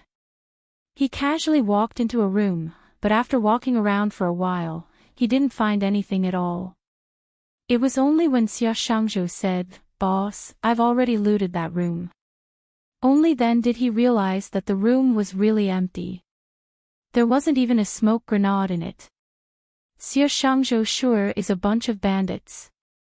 Wherever he goes, not even a blade of grass grows, Lin Jiej lamented as he leaped out of the window to head to the next room. However, for some reason, his gaze fell on Shi Yao's body once more. His t-shirt was a little too big for her body. Nevertheless, he could still vaguely tell that her figure was exquisite and well-proportioned. His gaze lingered on her slender wrist for a moment before slowly moving down to her exposed thighs. Under the light, her skin was so tender that not even the slightest pore could be seen. As Lin Jiej stared at her, he suddenly felt his throat tightening. For some reason, the air in the room grew thinner and thinner. Even his breathing became more and more strenuous. "Lu Benlei, boss, if you don't run away from the blue circle soon, you'll be poisoned to death." "Xie Shangzhou, boss, I've already tossed you some medicine. Let's not bother with you anymore. Let's take Sis Yao away first. There's a car in the garage about 50 meters ahead." Some time later, Lin Jiej suddenly heard some sounds in his ears. Without saying a word, he slowly shifted his gaze from Shi Yao's legs to the phone screen. It had been 10 minutes since the game started, and he hadn't picked up any equipment. His HP bar had been poisoned to half. "Xie Shangzhou, boss, what are you doing instead of picking up the loot?" Ignoring Xie Shangzhou's curious question, Lin Jiej stared blankly at the screen for a moment before he bent down to pick up the medicine they had tossed to replenish his health. After which, he continued walking forward in a daze. After taking a few steps, he suddenly stopped moving. His gaze uncontrollably fell onto Shi Yao's thigh once more. "Boss, you only have a sliver of health left. You're going to die soon," Lu Benlei's voice sounded in the earpiece. Lin Jiej had lost count of how many times he had been jolted awake. He was just about to heal himself when an AI suddenly appeared behind him and fired a shot at him. Following which, he collapsed to the ground. Chapter 98. Xie Shangzhou, you didn't see wrongly, you didn't see wrongly. Our boss was really killed by a robot. What a humiliation, Lu Benlei, how infuriating. He was actually killed by a robot. Amidst Lu Benlei and Xie Shangzhou's merciless ridicule, Lin Jiej silently put down his phone. Without their main damage dealer, Lin Jiej, they barely made it to the final circle. All along, Shi Yao had thought that 111111 was caught up in something and couldn't focus on the game, resulting in such a situation. But in the fourth round, 111111's performance was even more bizarre. When he jumped out of the plane, he jumped in a completely different direction from everyone else. And that wasn't all. He even opened his parachute in midair and floated in the air for a very long time before he finally landed on the ground. No one knew what he did after he landed, but after a while, a car logo appeared behind his profile picture. Shi Yao thought that he was going to drive over to look for them, but after waiting for a while, she realized that he was getting further and further away from them. Curious, Shi Yao tapped on the minimap to check on 111111's location, and she couldn't help but sweat in embarrassment. 111111 had actually driven his car into the sea. In the fifth round, 111,111 didn't jump out of the plane by himself. Instead, he chose to follow her. As soon as he landed, he coincidentally entered the same room as Shiryao. The self-aware Shiryao didn't pick up any good equipment and left them to less than 111,111. However, as if a wooden statue, 111111 stood by the window of the room, not moving for a long time. When he finally reacted, he bent down to pick up a harmless smoke grenade. Unable to speak, Shiryao was rendered speechless for a moment. Finally, she couldn't take it anymore and sent a over. 111111 didn't respond to her. Instead, he froze on the spot once more. Shiryao then typed another line, "Why aren't you picking up anything?" Before Shiryao could send those words, less than 111,111 had already been killed by a hail of bullets from the opposite house. The sixth round, the seventh round, the eighth round, the ninth round. It was as if Mr. Numbers was possessed by her. He was either hammered to death, rammed to death, smashed to death by a frying pan, or drowned in the sea. In any case, he was reduced to a crate. Boss's condition isn't right. It's not just wrong, it's very wrong. I've never seen such a noob boss. This isn't my boss. In my heart, my boss is unparalleled, an existence that can compete with the sun and the moon. Boss, did someone hack your account? Bro, it's shameless to steal an account, please go offline quickly. Paying no heed to Liu Benlai and Xie Shangzhou's outburst, Lin Jiege took off his earphones, tossed his phone aside, and chose to hang out in the game. In order to prevent himself from looking at Shiryao again, he leaned against the sofa and closed his eyes to rest. But barely half a minute had passed before the image of Shiryao's fair and long legs surfaced in his mind. The dry mouth, panic, fever, and other symptoms that appeared when he was playing the game appeared again. Closing his eyes, Lin Jiege breathed in and out repeatedly, only to find that his body grew hotter and hotter. His mouth and tongue grew parched, and his heartbeat grew even more erratic. Calm down, calm down. 1 + 1 = 2. 1 + 1 = 2. 1 + 1 equals to Shiryao's fair thighs, the heck. Unable to take it any longer, Lin Jiege abruptly stood up from the sofa and headed to the changing room to grab a set of home clothes before heading to the bathroom.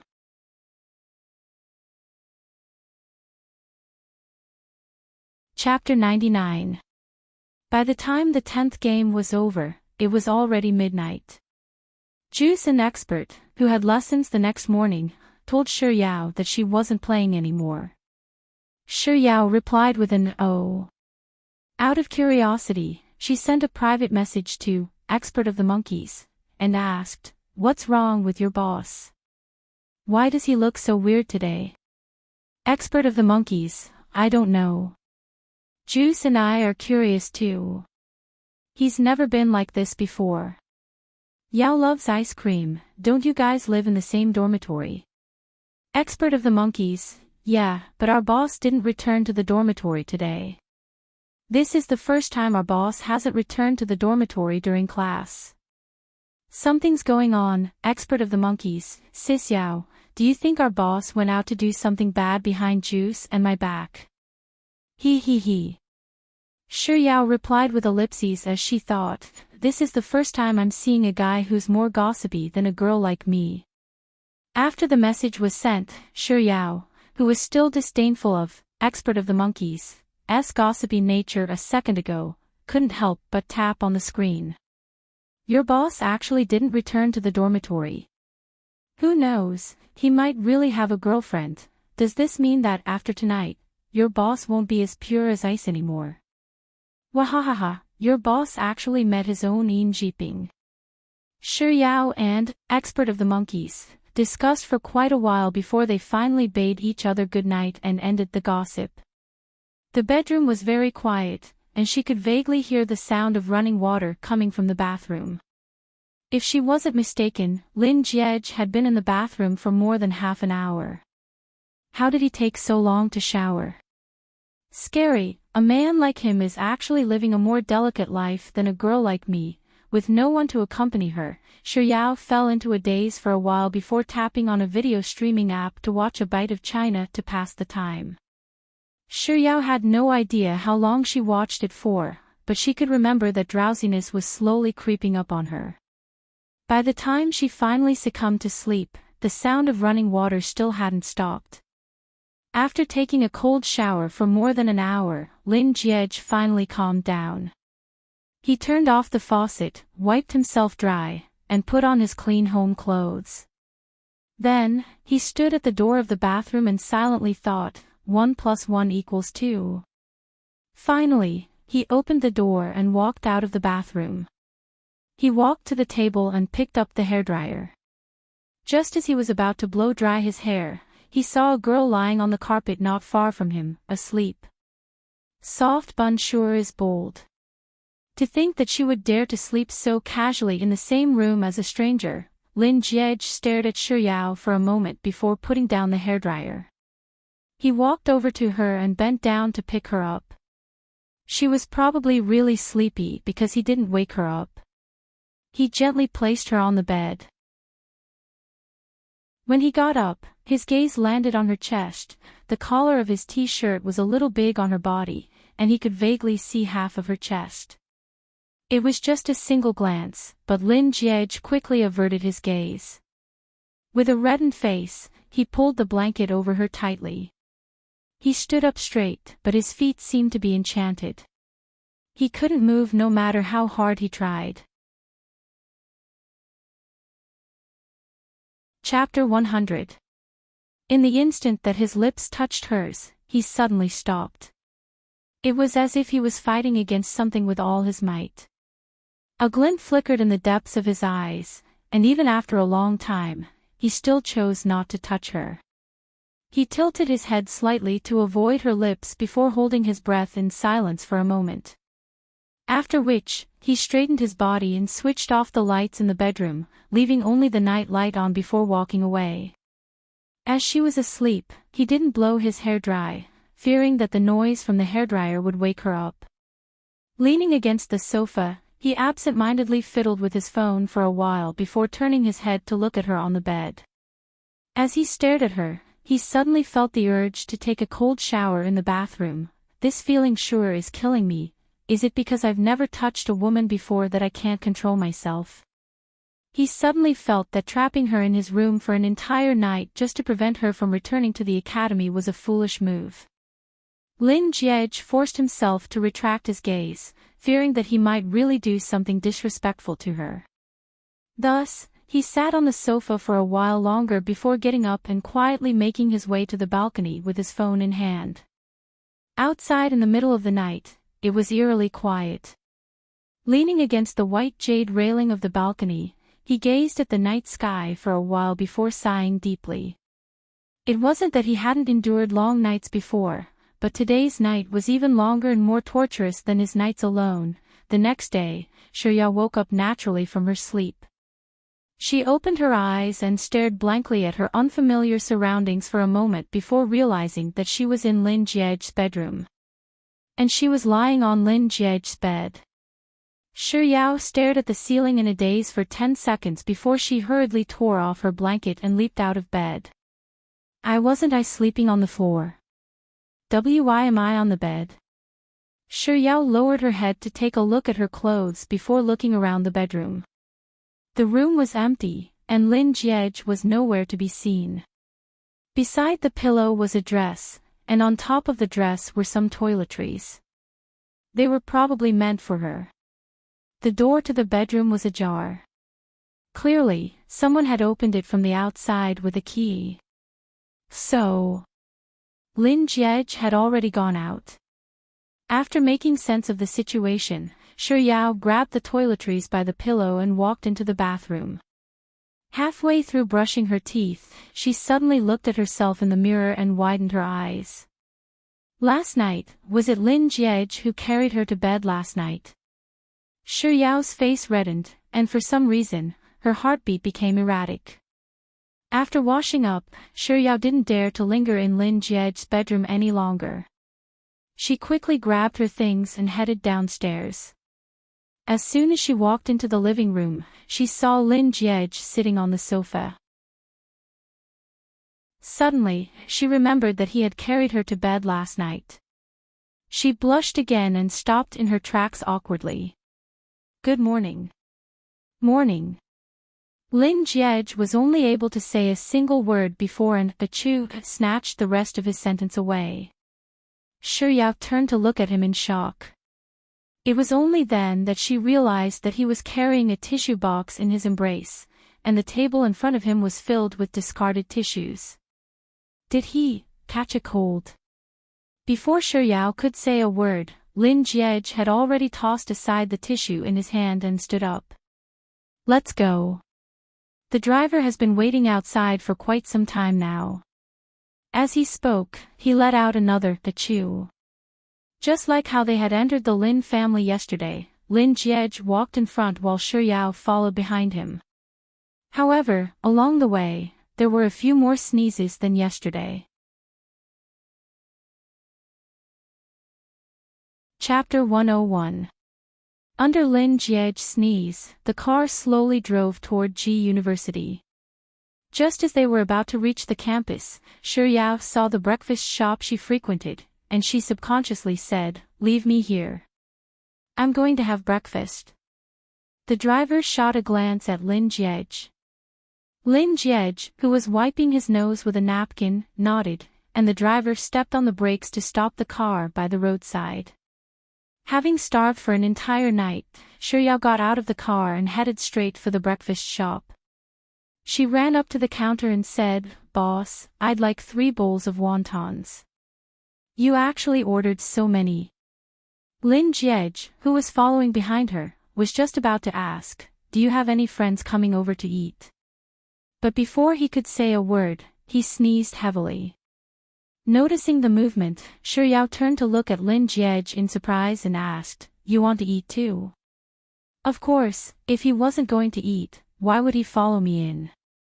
Lin Jie covered his nose with a napkin, not saying a word. Yao asked again, "What do you want to eat then?" With a nasal voice, Lin Jie replied, "Anything." "Yao, how about the same as me? How about wontons?" "Their wontons are really good." Lin Jie nodded. Yao asked seriously, "How many bowls do you want?" How many bowls? Am I hearing things? 1 bowl isn't enough. How many bowls? Lin Jie's lips twitched, but he fell silent once more. Yao suggested in a negotiating tone, "I'll order a bowl for you first then. If it's not enough for you later, I'll add more for you, alright?" Lin Jie nodded his noble head once more. Yao turned around and said, "Boss, I'd like 4 bowls of wontons." Didn't he order 3 bowls already? Why did he add another one? While sneezing, Lin Jie asked the question he was holding back earlier, "Are you having breakfast with your friends?" Yao shook her head and found a seat. "Nope, it's just the 2 of us." Lin Jie was just about to pull out the chair opposite her when he suddenly froze. "Just the 2 of us? Does that mean that the 2 of us are going to eat 4 bowls of wontons?" In that instant, Lin Jie recalled Yao asking him, "Do you want to eat too? And, how many bowls do you want?" Could it be that the 3 bowls of wonton that she ordered at the beginning were for her alone? She ate 3 bowls alone. Lin Jie examined Yao's frail body from head to toe, and he thought that he must have caught a cold and was hallucinating. Just as he calmed himself down and pulled out a chair to take a seat, Yao, who was seated across from him, suddenly seemed to have recalled something. She turned to the counter and said, "Boss, I forgot to say that I want 4 big bowls of wontons." Big bowl. So, he wasn't hallucinating. Then, did her classmate ask her to help bring breakfast? Due to his cold, Lin Jie was feeling a little dizzy, so he didn't dwell on the matter for too long. Soon, 4 bowls of wontons were served. By the time Lin Jiej gracefully stirred the wonton with a spoon to cool it down, Shi Yao had already finished half a bowl. By the time Lin Jiej finished 3 dumplings, Shi Yao had already finished a huge bowl. By the time Lin Jiej finished half a bowl of wontons, Shi Yao had already finished 2 big bowls.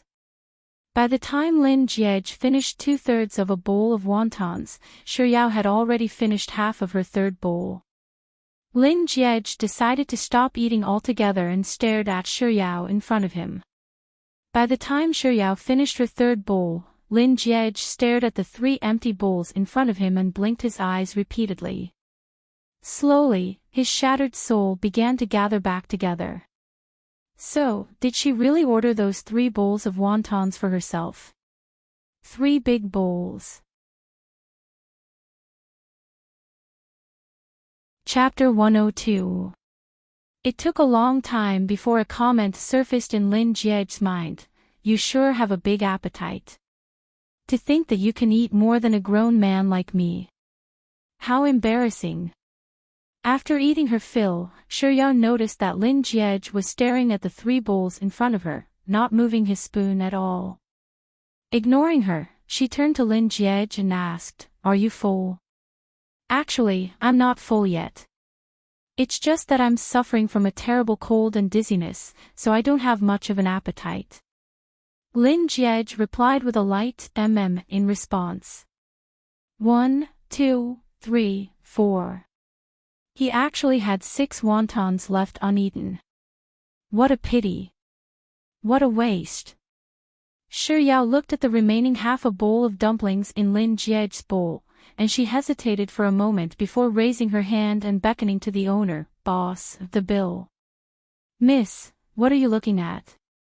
Don't tell me that you're still not full after eating 3 big bowls of dumplings, and you're still thinking of snatching my bowl of dumplings as well." Afraid that Shi Yao would suddenly reach out and snatch the bowl away from him, Lin Jiej discreetly reached out and pulled the bowl closer to him. Only after the boss walked over and reported the price did he let go of the bowl and reach into his pocket for some change. Shi Yao also took out her money and said, "Let me do it." Lin Jiej passed the money to the owner first and said, "I don't have the habit of living off a woman."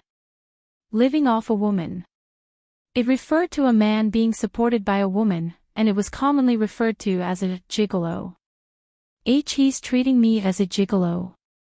Shi Yao's gaze on Lin Jiej turned a little bizarre. Meeting her gaze, Lin Jiej was taken aback for a moment before he realized that he had used the wrong words. What's wrong with me?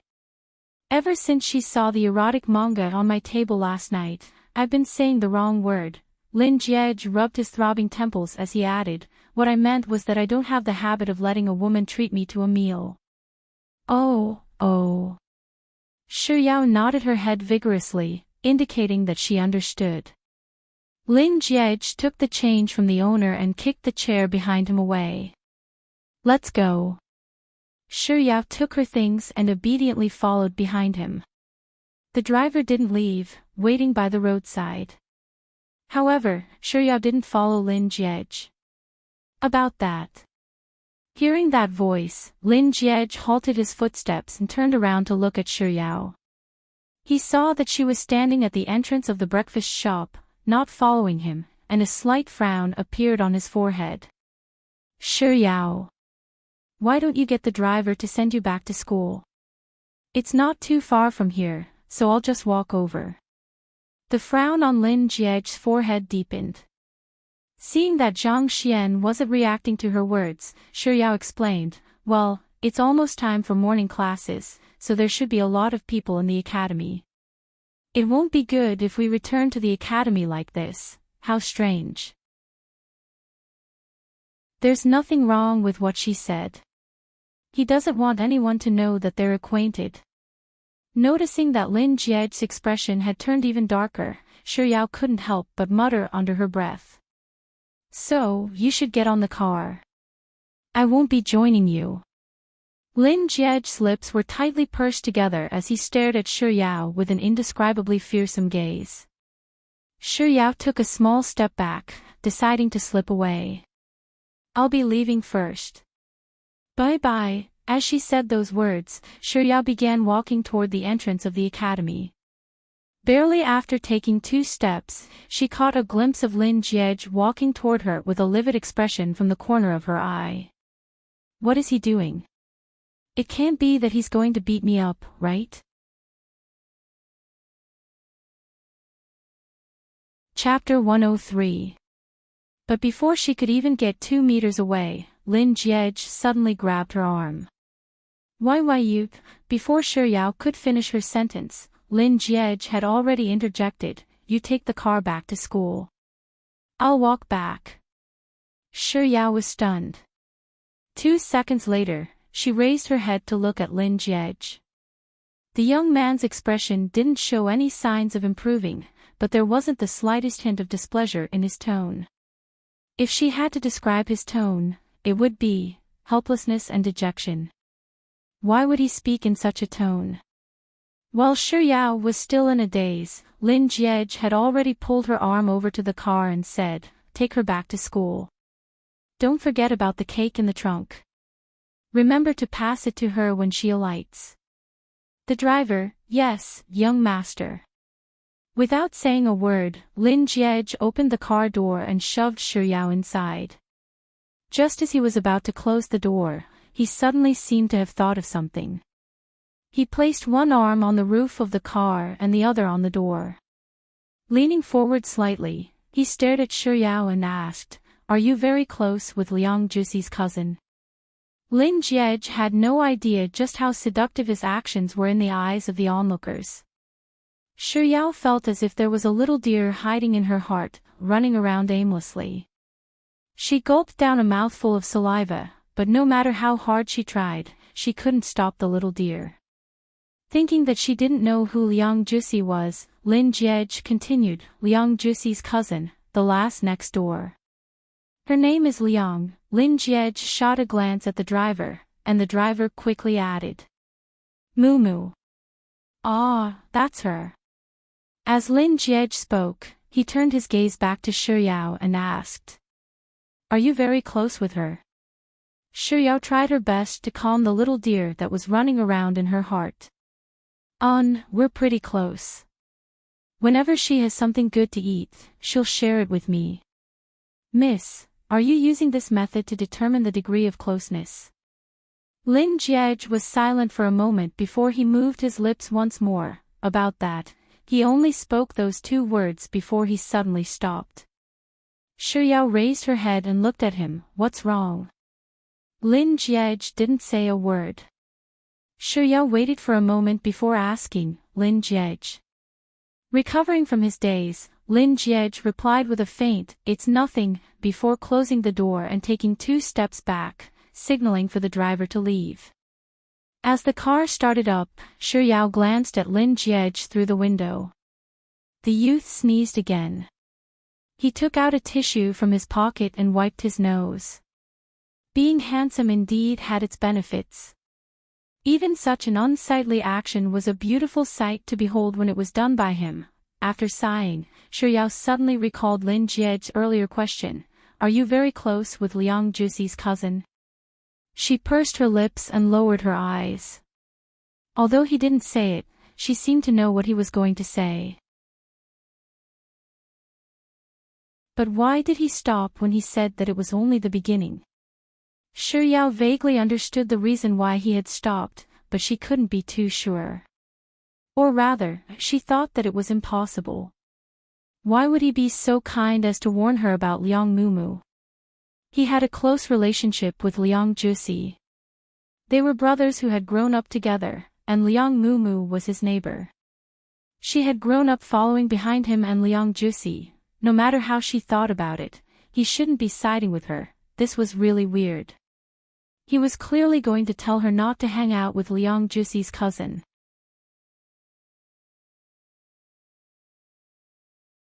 Chapter 104. How strange. He was just about to tell her to stop hanging out with Liang Juxi's cousin, but why couldn't he bring himself to say those words? Was it because he was afraid that she would be upset after learning that her close friend had ulterior motives?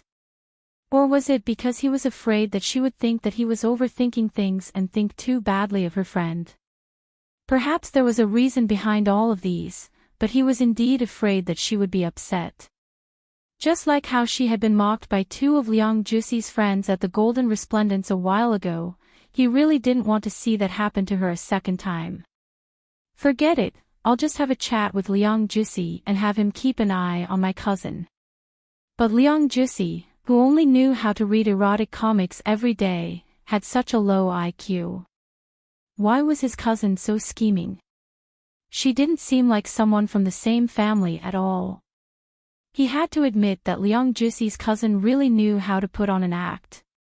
Those few casual words she said to his grandfather might seem harmless on the surface, but in truth, she was trying to tell him that Soft Bun had an unusual relationship with another man. Wasn't she hinting to him that Soft Bun was still fooling around outside even though she had him as her fiancé? Why are there so many things that girls do? What's wrong with you? With this thought in mind, Lin Jiej leisurely walked toward the entrance of the school. He didn't notice that there was someone in a car about 10 meters behind him who had just recorded the scene. On the way back to his dormitory room, Lin Jiej didn't forget to buy a box of cold medicine from the school infirmary. Pushing open the door to his dormitory room, he thought that Xie Shangzhou and Lu Benlai were still asleep, but the two of them were already neatly dressed, standing guard at the entrance like two guardians. Lunatics. Lin Jiej shot them a disdainful glance before walking into the dormitory room. Lu Benlai quickly followed behind him, holding a bottle of yogurt as if it was alcohol. "Boss, I have alcohol. Please tell me your story." Xie Shangzhou hurriedly grabbed a few ham sausages and instant noodles from the cupboard before walking over as well. "Boss, I have meat. Please tell me your fortuitous encounter last night. Is it too late for me to change dormitories now?" With such thoughts in mind, Lin Jiej pulled out a chair, sat down, and switched on his laptop. Seeing that Lin Jiej was ignoring them, Xie Shangzhou and Lu Benlai's tone immediately softened. "Boss, I'm begging you. Please tell us. Boss, don't you love Little Lai Lai? You don't even talk to Little Lai about anything. Little Lai is so sad." With an impassive expression, Lin Jiej keyed in his computer's password and took out the USB drive to copy something. Lu Benlai, Daddy, Xie Shangzhou, Dad, Lu Benlai, son, you're addressing him wrongly. You should be calling him Grandpa. Xie Shangzhou, F***ck off. The two of them argued for quite a while before they realized that they had gone off topic. They quickly turned to look at Lin Jiej, but before they could say anything, Xie Shangzhou's sharp eyes caught sight of what Lin Jiej was copying. With a horrified look on his face, he exclaimed, "Boss, didn't you say that you didn't want to take on this project?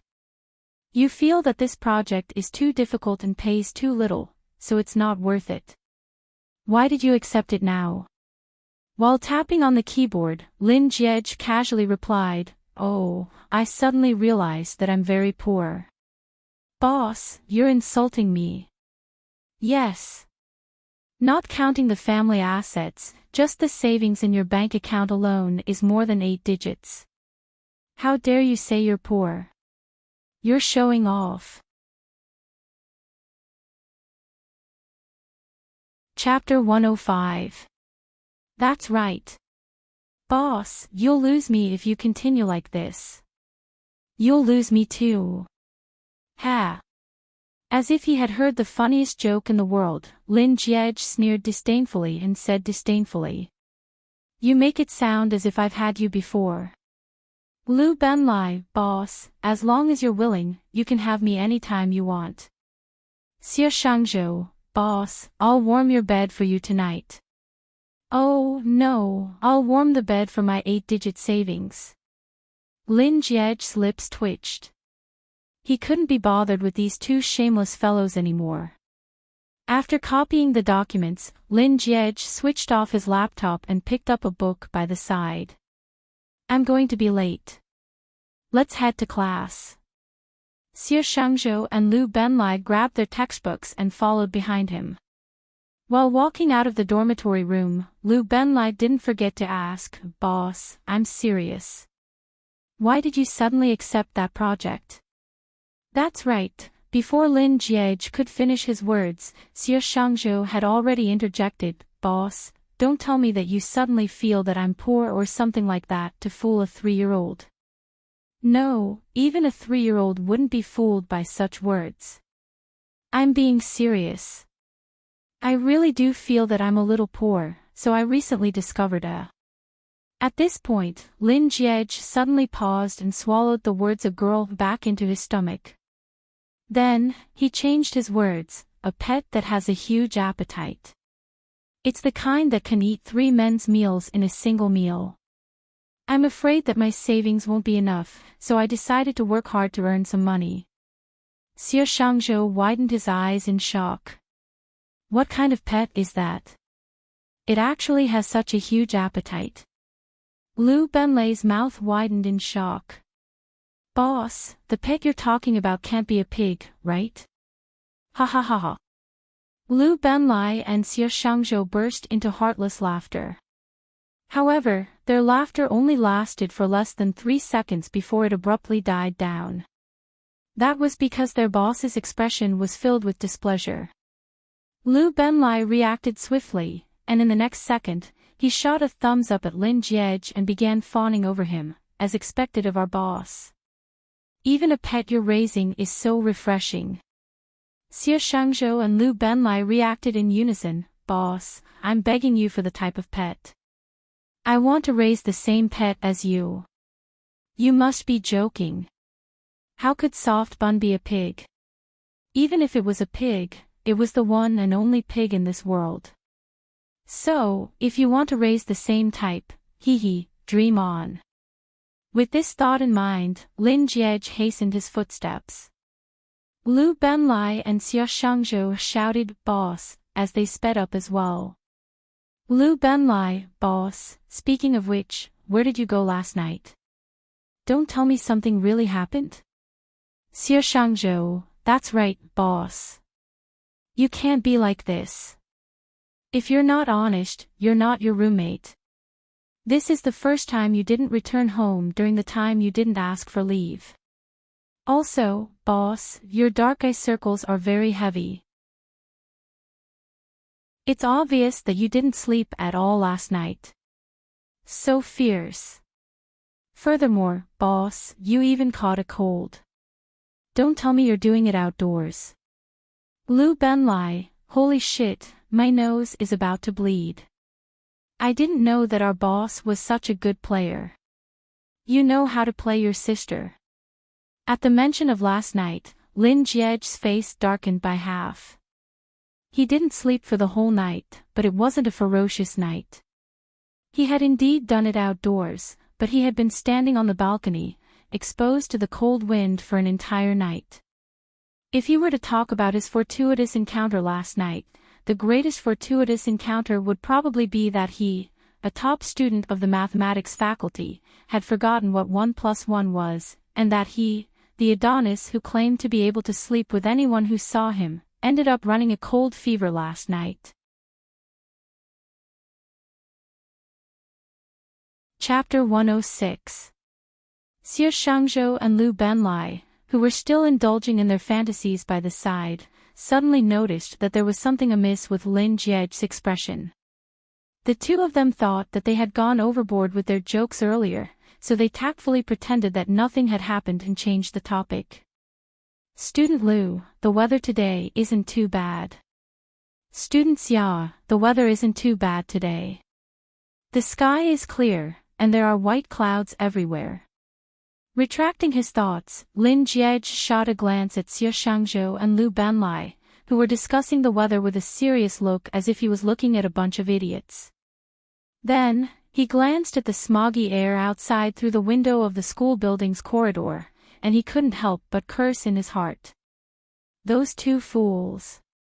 I really want to pretend that I don't know them. What should I do? With such thoughts in mind, Lin Jiej hastened his footsteps. A second after the three of them entered the classroom, the class bell rang. Seated in the last row, Lin Jiej had only listened to the lecture for 5 minutes when he had already copied the information into his notebook and started reading through it seriously. There was a paragraph in which the letters appeared frequently. As Lin Jiej read through it, his gaze eventually landed on the letters S. Shi Yao's initials. Once upon a time, he would remember her name so deeply that he would think of her whenever he saw a single letter. Lin Jiej reached out his finger to touch this on the screen. Then, he suddenly recalled that the information he had recalled last night wasn't everything. When he returned to his bedroom to use the toilet in the middle of the night, he saw a certain unique and unparalleled pet on his bed. She kicked the blanket away and he walked up to cover her up. Perhaps it was because the temperature in the room was a little warm, but her face was flushed red. Lin Jiej picked up his phone and opened his photo album. There were only 2 photos in it. One was of her munching on an apple in his grandfather's ward yesterday afternoon. The sun was warm, and the years were peaceful. The young lady's eyebrows were adorned with a satisfied smile. The other was of her sleeping self last night. Her long eyelashes were slightly curled up like butterflies, and her rosy lips were slightly pouted. Her entire face was brimming with a heartwarming cuteness. At 8:00 in the evening, the 4 members of the Sexy and Frisky group gathered punctually on the desert map. 11111 wasn't as dazed as he was yesterday, but he wasn't in a particularly good state either. At 10:30 p.m., 111,111 logged out of the game. Curious, Shi Yao asked, "Why did your boss leave?" Juice and Expert, who had been chattering non-stop, did not reply to her in the voice chat. Instead, it was Expert of the Monkeys, who sent him a message, "Boss isn't feeling well. He's running a fever. He just took his medicine and fell asleep, so Juice and I can't talk anymore." Shi Yao quickly replied with 3 before falling silent. Due to the lack of voice communication, Shi Yao had no idea what Expert and Juice were up to, so she was unable to keep up with their tempo. Expert and Juice were busy commanding her with their messages, and due to the 2 of them being multitasking, a moment of carelessness resulted in the 3 of them getting ambushed, resulting in a party wipe. Ambush means to kill you when you're not paying attention. By the time the match ended, it was already close to 11. Shi Yao informed Juice and Expert that she was done with the game.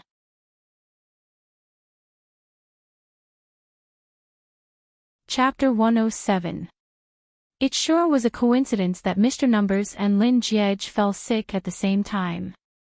However, Lin Jiej seemed to be suffering from a rather severe cold this morning. I wonder if he's feeling any better now. With such thoughts in mind, Shi Yao couldn't focus on her shower. Last night, she had fallen asleep due to her drowsiness and occupied his bed. Did he catch a cold because he didn't get a good night's rest? An indescribable sense of guilt welled up in Shi Yao's heart. In the past, when she didn't have much interaction with him, she thought that he was a cold and aloof person who was difficult to approach. However, after interacting with him a few times, she realized that he wasn't what she had imagined him to be. He was very polite and filial to his elders. In fact, he even gave her his car this morning. But the cake he had the driver bring her was really delicious. It seems like the topic has drifted off. Shi Yao hurriedly pulled her thoughts back from the cake.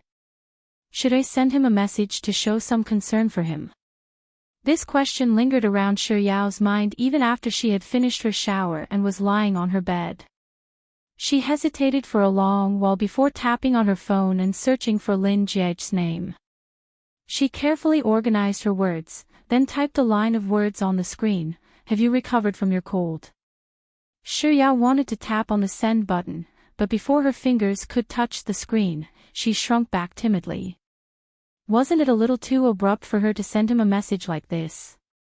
After all, to him, she might still be that person whom he didn't want to know at all. Yao pursed her lips as she stared at her phone for a long time. In the end, she still chose to give up. She locked the screen and tossed her phone to the side of her pillow. It was best for her not to meddle in his affairs. Just like how she shouldn't have worried about his cold when she was bathing earlier, she shouldn't have been worrying about it. The two of them had never belonged to the same world. Even though they had crossed paths over the past 6 years, it was only a point of intersection. It was destined that the two of them would walk further and further away from each other in the future. When she proposed to cancel the engagement, he agreed to it without any hesitation. If not for Grandpa Lin's sudden illness, they would have already severed all ties with each other by now. Yao closed her eyes and turned around. She didn't know what was wrong with her. It wasn't that she didn't have these thoughts in the past. At most, she felt that his words were too hurtful and hurt her self-esteem. But now, she felt that her heart was in a mess. She couldn't sort it out and she couldn't find the source. The next afternoon, Yao didn't have any lessons, so she woke up from her afternoon nap. While waiting for her 3 roommates to head out for Hotpot, she logged into the game and played for a while. Then, she met a new friend, Northern Tea. In the evening, while Yao was eating Hotpot, she received a message from Juice and Expert in the Sexy and Frisky chat group. They had a get-together that night, so they'd have to play a little later. Yao replied with a "got it" before turning her attention back to the Hotpot. It was barely 8:30 by the time Yao returned to her dormitory room. With nothing else to do, she logged into the game once more. 111111 was actually online and had even invited her to form a team. Wasn't there supposed to be a gathering tonight? Why didn't he go? Perplexed, Yao walked into the room and heard the sound of sneezing coming from the other end of the game. It was only then that Yao recalled that Expert had told her last night that less than 111,111 was suffering from a fever.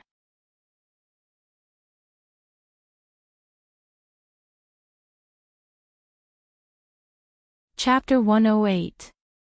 With such thoughts in mind, Yao swallowed her bewildered words and asked, "Have you recovered from your fever?" 111,111, replied with a nasal "mm." Yao didn't say anything, but she suddenly thought of Lin Jiej. A cold isn't a serious illness, but it's still a painful one. I wonder how he's doing today. 111,111, get ready. Yao snapped out of her daze, and just as she was about to start the game, she noticed that there was an unread message in her friends list. She tapped on it and saw that it was a message from her friend, Northern Tea, whom she'd just met in the afternoon. "Big sis, do you want to play with me?" As Yao spoke to 111,111, she also invited Northern Tea. "I want to invite a friend." Room 501.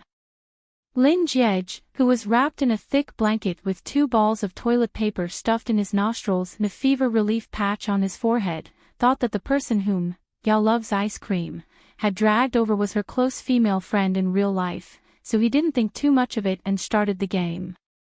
After entering the matchmaking zone, a male voice sounded in his earpiece. It was Northern Tea, who had been invited by Yao loves ice cream. "Big sis, are you done eating?" "Yao loves ice cream, I'm done." Northern Tea, what did you eat? "Yao loves ice cream, hot pot." Listening to the conversation between the two of them, a slight frown appeared on Lin Jiej's forehead. He typed a few words on the keyboard and sent out a message. "This is Yao loves ice cream. I made a new friend this afternoon." Lin Jiej didn't say anything else, but an indescribable displeasure surfaced in his heart. It was the same displeasure he'd felt when he found out that Han Jing had sent Yao a message in his grandfather's ward yesterday. How strange. Why did Big White Chubby and Soft Bun always evoke the same emotions in him? Yao loves ice cream, spoke up once more. Northern tea is amazing. She brought me to 2 chicken dinners this afternoon. Ha! Ever since I met you, I've eaten 20 chicken dinners with you. Why didn't you praise me for being amazing? Lin Jiej didn't feel like speaking anymore.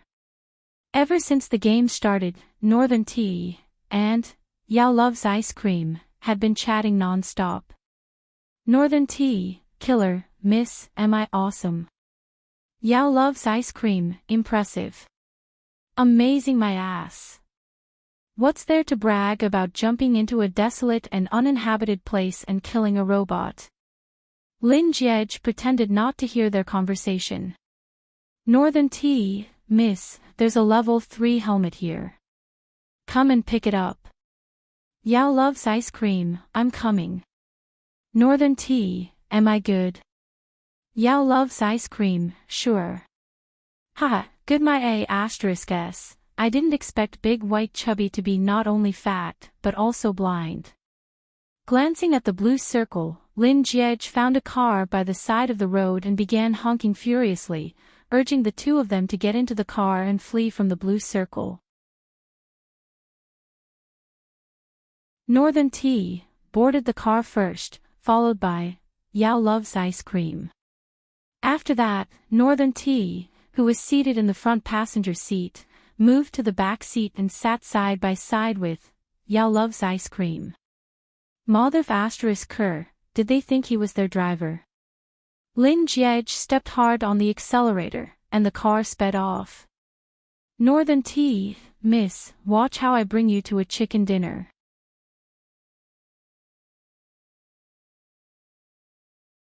Chapter 109. Northern Tea, little missy, you're actually pretty good at getting chicken dinner. You even saved me when I was knocked out earlier this afternoon. Young man, are you sure you're praising by Chubby and not scolding her? Saving people is common sense, alright. If you don't even know how to save your teammates, what's the point of playing a game like this? Lin Jiej pressed down on his phone and drove as fast as he could. Yao loves ice cream, clearly didn't think that she was being scolded.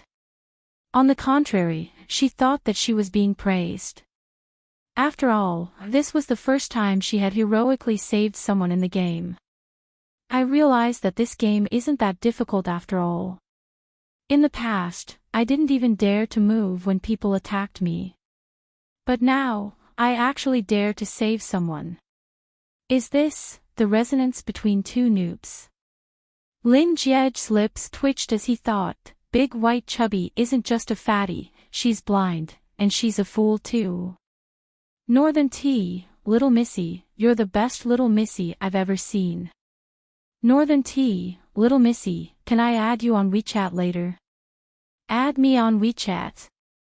It took Lin Jiej a second to hear those words, but he immediately stepped on the brakes. Northern Tea, number 1, why did you stop? The poison is coming. Ignoring Northern Tea, Lin Jiej tapped on the screen and jumped back into the car. This time, however, he chose to sit in the front passenger seat instead of the driver's seat. Northern Tea, number 1, aren't you going to drive? Northern Tea, if you're not going to drive, I'll drive. Come down and let little missy and I sit in the front. But before he could finish his words, the car suddenly exploded.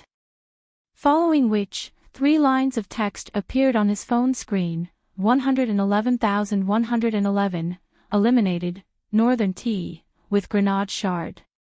111,111, eliminated, Yao loves ice cream, with grenade shard. 111,111, eliminated, 111,111, with grenade shard.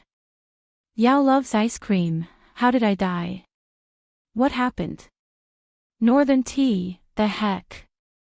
Number 1, what are you doing? Why did you blow up a car full of people? Continue chatting, continue chatting. Didn't you say, little missy is awesome, little missy will bring you to chicken dinner earlier? Why aren't you chatting now? Didn't you say you were going to take me to a chicken dinner? Now that the entire team had been wiped out, eat. Due to his cold, Lin Jiej's throat was hurting so much that he couldn't be bothered to speak. Facing the incessant questioning from his earpiece, he leisurely tapped on the screen a few times and sent out a message. Sorry, my hand slipped. Northern Tea, OMG. While Northern Tea was still in a daze, Lin Jiej didn't start the second round immediately. Instead, he added Northern Tea as a friend. It didn't take long for the friend request to be accepted, but Lin Jiej still hadn't started the game yet. In the game, Northern Tea and Yao Loves Ice Cream waited for a while, but seeing that the game wasn't starting yet, the two of them began urging Zhang Xian. Lin Jiej leisurely tapped on Northern Tea's name and sent a message over. When are you coming home? He didn't wait for Northern Tea to reply and continued to type. Bao woke up, but he didn't have any milk to drink, so he's crying now. Bao still refuses to sleep.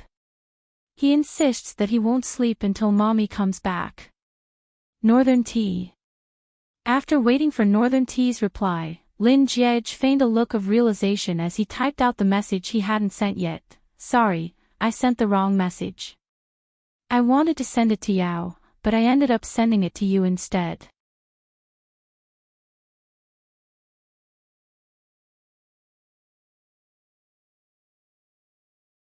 Chapter 110. It was just 4 short sentences, but it was more than enough for Northern Tea to understand Yao Loves Ice Cream's current situation. The one who played games with him and was called cute and coquettish by him was actually an old auntie. Not only was she married, but she had also given birth to 2 children. Northern Tea didn't respond to Lin Jiej's message. Even though it was through the screen, Lin Jiej could still feel the other party's broken heart. Very well, I'm relieved that you're in a bad mood. Lin Jiej didn't send any more messages to Northern Tea. Instead, he leisurely closed the chat window and entered the game lobby. It was as if he knew what was going to happen next, so he didn't start the game. Instead, he started counting in his mind, and when he reached 5, Northern Tea's furious voice sounded in his earpiece. Bloody hell. What a scam. You liar. After which, Northern Tea backed out of the room. This was the moment he had been waiting for. A second after, Northern Tea left, Lin Jiej, who was aware of everything, feigned ignorance and asked doubtfully, Did something happen while I was in the toilet? Why did your friend back out? Is he not playing anymore? When Northern Tea spoke, Shi Yao, who had no idea what was going on, was stuffing the unsealed ham sausage into her mouth. By the time she swallowed it down, Northern Tea had already backed out of the room. 111,111 spoke up. She could only change her question of, what's wrong, to the same number of words, I don't know. After a moment of silence, Shi Yao said, I'll go ask him what's wrong. As she spoke, Shi Yao tapped into her friends list, but she couldn't find Northern Tea at all. That's weird. Why can't I find Northern Tea?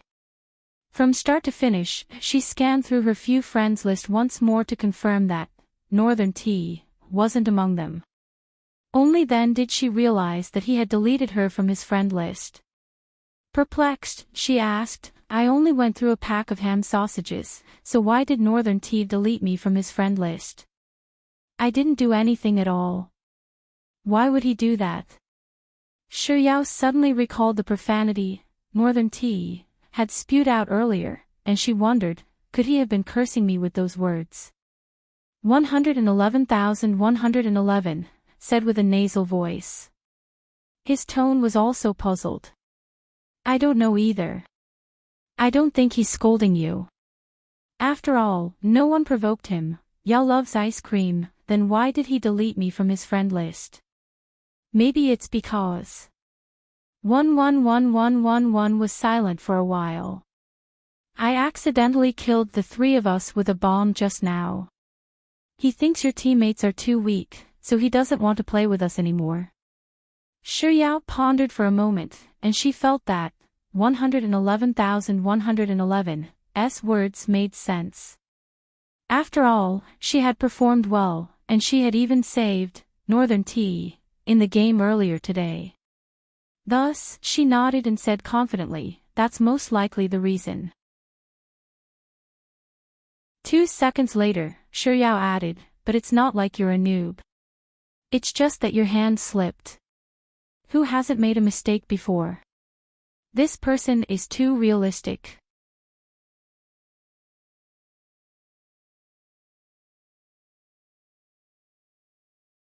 Chapter 111.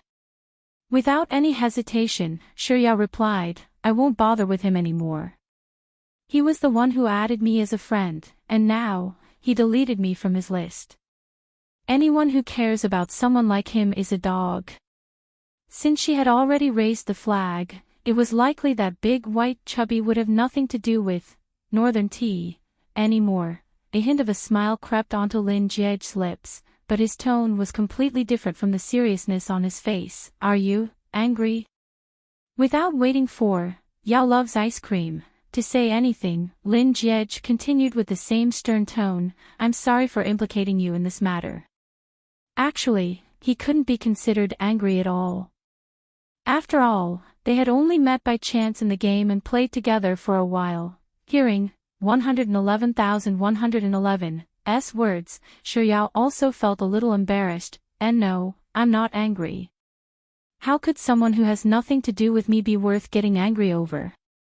I was just making a casual remark. Compared to Northern Tea, Mr. Numbers was really much better." Xiao was afraid that 111,111 would feel burdened by the earlier incident, so she added, "In any case, he's already deleted me from his list, so let's not talk about him anymore.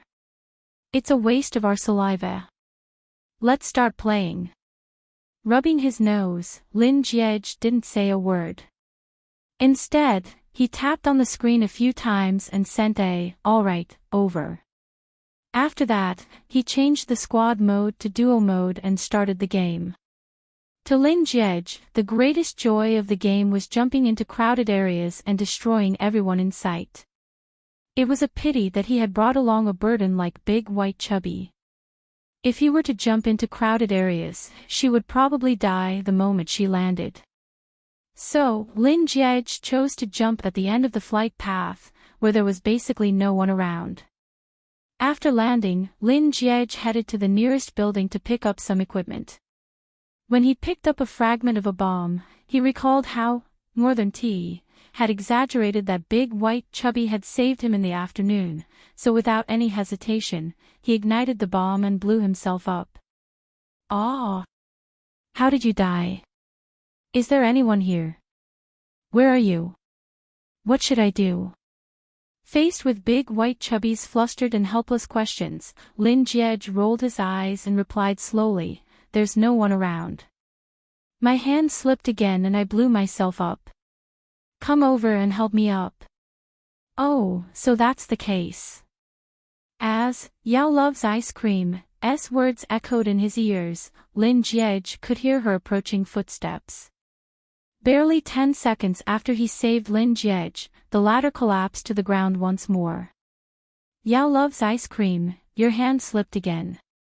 111,111, "No, I just wanted to throw the bomb into the room upstairs, but I didn't expect it to hit the wall and bounce back, killing me."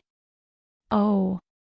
Yao loves ice cream, who was in the midst of eating, nodded before running over to help Lin Jie up. This time, roughly 30 seconds later, Lin Jie found a motorbike and started racing. Wherever he saw a rock, he would knock it down, and just as he had hoped, he ended up falling to his death. Yao loves ice cream saved Lin Jie for the third time, and it just so happened that the blue circle had appeared. When Lin Jie got close to the safe zone, he intentionally stopped moving, allowing the poison gas to poison him to death before climbing into the safe zone. Yao loves ice cream, saved him for the 4th time.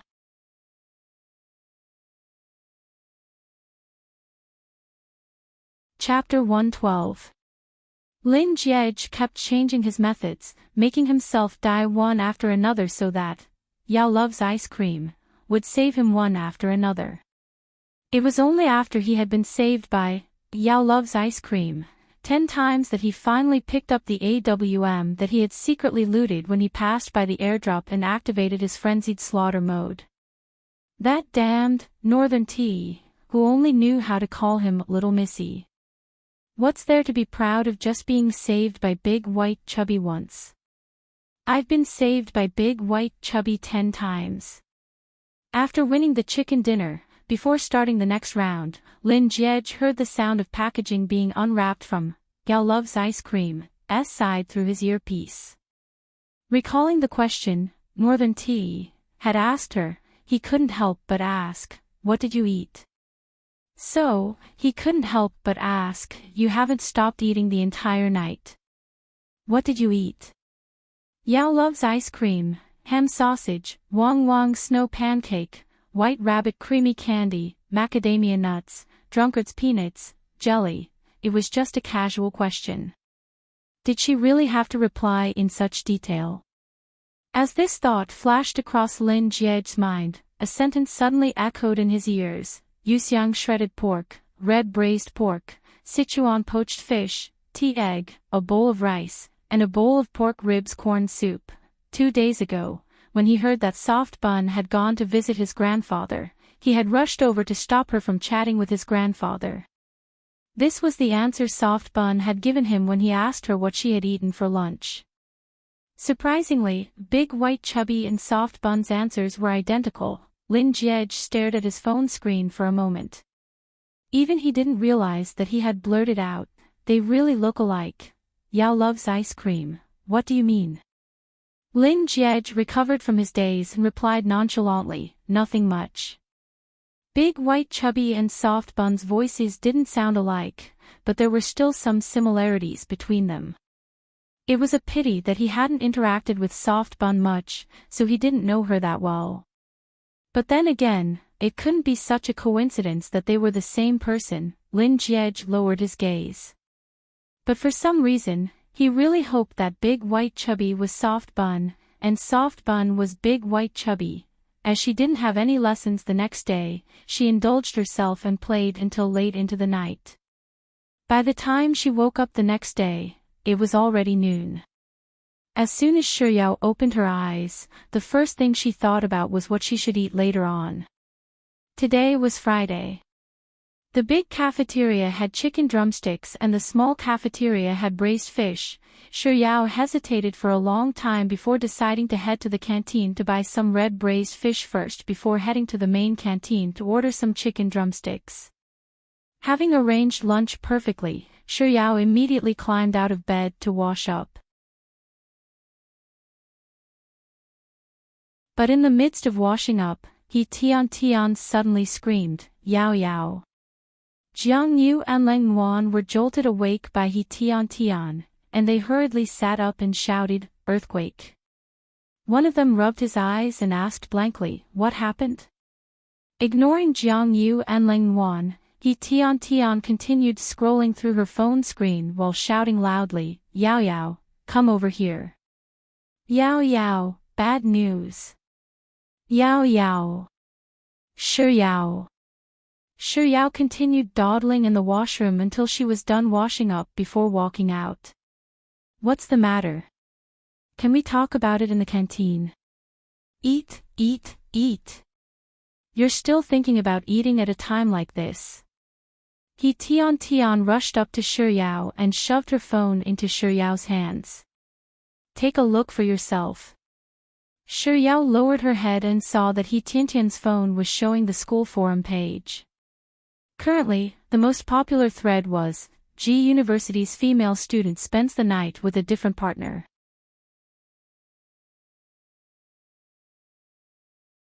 Chapter 113. So, the reason why he Tian called her out so anxiously was to show her the school gossip thread. Compared to food, she really wasn't interested in gossip at all. The title of the thread was extremely alluring, and anyone who saw it would be tempted to click on it to learn more about it. Shi Yao was no exception. However, she could take her time to read it after lunch and have her afternoon tea. Without clicking on the title, Shi Yao passed the phone back to He Tian and said, "I'll accept the gossip you've shared with me, but let's go eat first."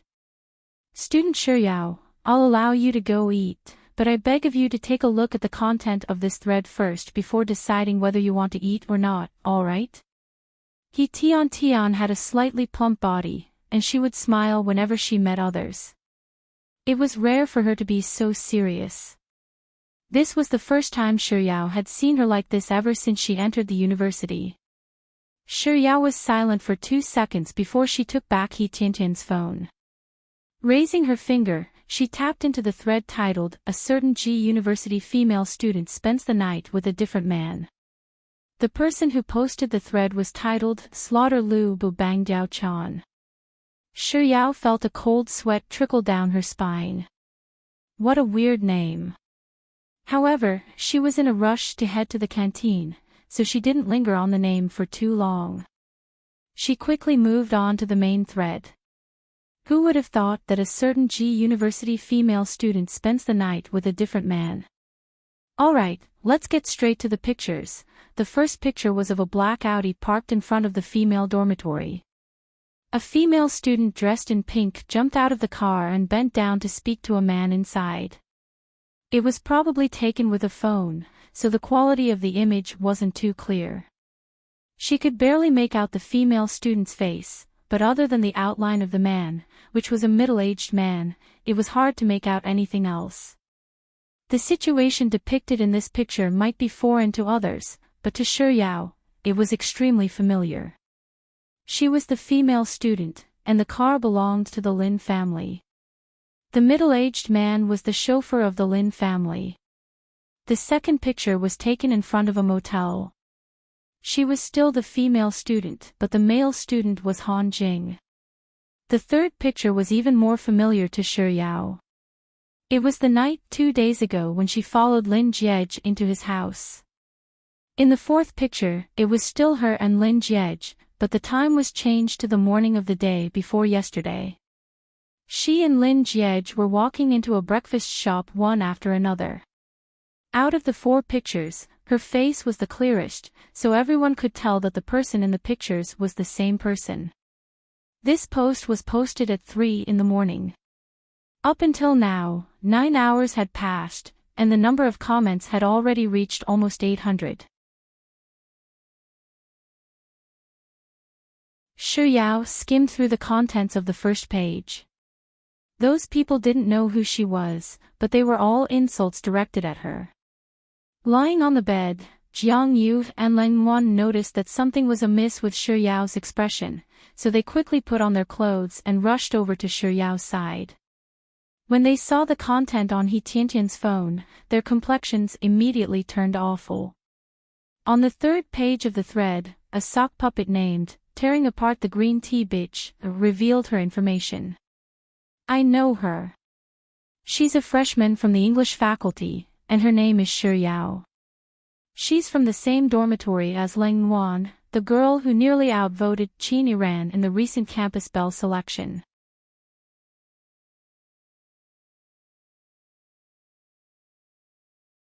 Chapter 114. On the third page of the thread, a sock puppet named, "Tearing Apart the Green Tea Bitch," revealed some information about her. I know her. She's a freshman from the English faculty, and her name is Shi Yao. She's from the same dormitory as Leng Wan, the girl who nearly outvoted Qin Iran in the recent campus belle selection. Wow, so her name is Shi Yao. The name sounds alright, but her character isn't all that great. When I saw Leng Wan's photo, I thought that she was exceptionally beautiful, the kind of beauty that transcends the mortal world. I didn't think that she would be sharing a dormitory with such a person. As the saying goes, birds of a feather flock together. I'm afraid that Leng Wan isn't a good person either. Haven't you heard of it? There's a saying that goes, the more aloof and pure a girl looks on the surface, the more despicable she is on the inside. The netizens chatted for 10 whole pages around the revelation of tearing apart the green tea bitch, before a new discussion was started by a person named, "Why did you become a chicken? I know the guy in the second picture. He's Han Jing from the art faculty, and he's from the same class as Campus Belle Chini ran. Didn't he participate in the national violin competition last year and win an award? I didn't think that he would actually book a room with someone. It's one thing for him to book a room, but it's even one of those motel rooms. How can one's worldview be ruined? So, that girl named Shi Yao isn't just hanging out with a rich middle-aged uncle, she's also messing around with all kinds of seniors in school. The guy in the last 2 pictures is my Adonis. How can my Adonis be together with such a woman? And she even brought him home to spend the night with him. Am I the only one who's curious about how she manages to deal with so many men? Previous poster, you probably don't understand. It's because she's flirtatious and frivolous. After all, men are creatures with their lower bodies. As long as you're willing to go all out, you can do the same too. I think she's probably out to sell herself. Many people replied. Their words were too much. It was really hard to look at. Shi Yao swiftly scanned through the thread, and when she reached the last few pages of the thread, she saw a new piece of news. It was from the original poster, Slaughter Lu Bu Bang Diao Chan, breaking news. Breaking news. I heard that Adonis Lin wasn't the one who wanted to bring that student named Shi Yao home. She was the one who shamelessly went up to him. Furthermore, according to an insider, Adonis Lin couldn't be bothered to touch her at all. He didn't even allow her to enter his house, and in the end, she shamelessly waited outside his house for an entire night. Now that you mention it, it seems to be the case. Look, my idol is walking in front. He looks like he's walking very fast, as if he's trying to get rid of her. Thank God, my idol wasn't bitten by a dog. Luckily, my Adonis held his bottom line and didn't let me down. I hope that this little bitch called Yao or whatever stays away from my Adonis. My Adonis isn't someone a shameless trash like you can get close to. Seeing this, Jiang Yu couldn't help but say, F***ck, I really can't stand this temper of mine. Where's my saber? I'm going to slaughter these idiots. Just based on a few photos, they dare to slander others. They're really a bunch of idiots. They're the fighter jets of idiots, alright.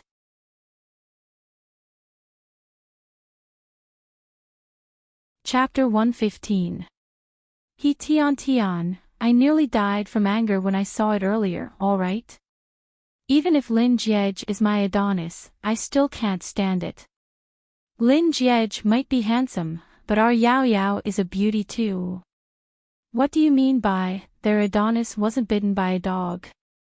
You're talking as if our Yao Yao loves their Adonis. Jiang Yu, also, this is a photo of me and Han Jing. This was taken last month when we went karaoke together. This motel is right next to the karaoke. Back then, Han Jing and Yao Yao were waiting for us. What do you mean by getting a hotel room? Only filthy people would have such filthy thoughts. Ling Wan, and what do you mean by shameless trash like you? She's the trash. Her entire family is trash. I'm going to clear Yao Yao's name on the forums. He Tian and Jiang Yu quickly followed suit. I'll go too, forget it. Shi Yao, who had been staring at her phone silently all this while, suddenly spoke up. He Tian raised her voice. What do you mean by forget it? How can you just forget it? Yao Yao, can you tolerate what they're saying about you? Even if you can tolerate it, as your roommate, I can't. Shi Yao returned the phone to He Tian, and with her usual calm tone, she said, of course I can't tolerate it. I'm very angry. He Tian, Jiang Yu, and Lang Wan stared at the calm Shi Yao for 2 seconds before asking in unison, "Are you sure that you're very angry?" Shi Yao replied with a straight face, "I'm sure. I'm really very angry, and I'm beyond furious. However, just because I'm angry doesn't mean that we have to engage in a war of words with them on the forums. They won't believe any of us, and if we respond to them on the forums, they'll only attack us even more furiously. So, there's no need for us to waste our time and energy arguing with them on the forums." Completely at a loss, Jiang Yu asked, "Then what should we do? We can't possibly allow them to spread such unjust rumors, can we?" Shi Yao replied swiftly, "Of course not." Seeing Shi Yao's nonchalant attitude, He Tiantian's eyes suddenly lit up. "Yao Yao, do you have a solution?" Shi Yao shook her head and answered honestly, "No." She looked at her 3 roommates' disappointed expressions, and in the next second, she smiled and said, "But, can't we think of something? So let's go eat first." "Ling Wan, Yao Yao, you're already in such a state, but you're still able to eat. Why can't I eat?"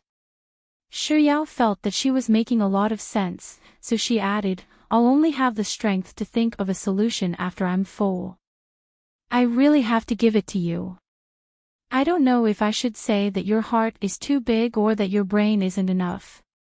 All right, let's go eat first," Jiang Yu said as she opened the closet and began to rummage through the clothes. On the way to the canteen, He Tian brought the topic back to the forum. "Say, who do you guys think posted that thread? Those photos weren't taken in a single day, which means that someone has been paying close attention to Yao Yao for several days now. What's her motive? Just for hey Yao Yao?" Jiang Yu said, "But Yao Yao isn't interested in anything except eating. She shouldn't have offended anyone." On the other hand, Ling Wan was more rational. "Yao Yao, you should think about it carefully. Who did you offend unknowingly?"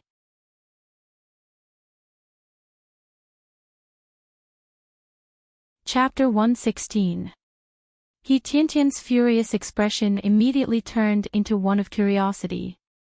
"Yao Yao, who is it? Who is it? This?" Shi Yao wasn't sure if it was because she was unwilling to face the truth or because she was still harboring a sliver of hope, but even though that person's name was already at the tip of her tongue, she still couldn't bring herself to say it. "I'll tell you once I'm sure of it." "Ah, please don't.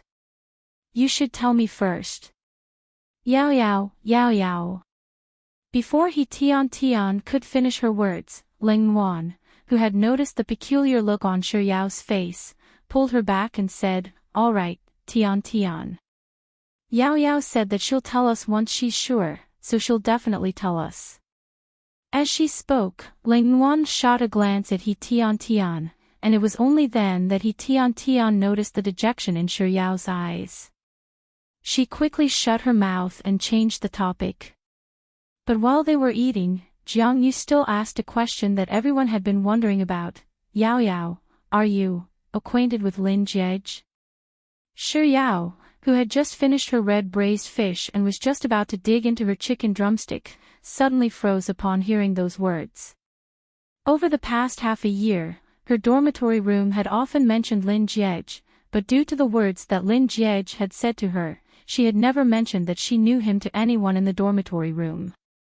Someone had already taken a photo of her going to his house and posted it on the school forum.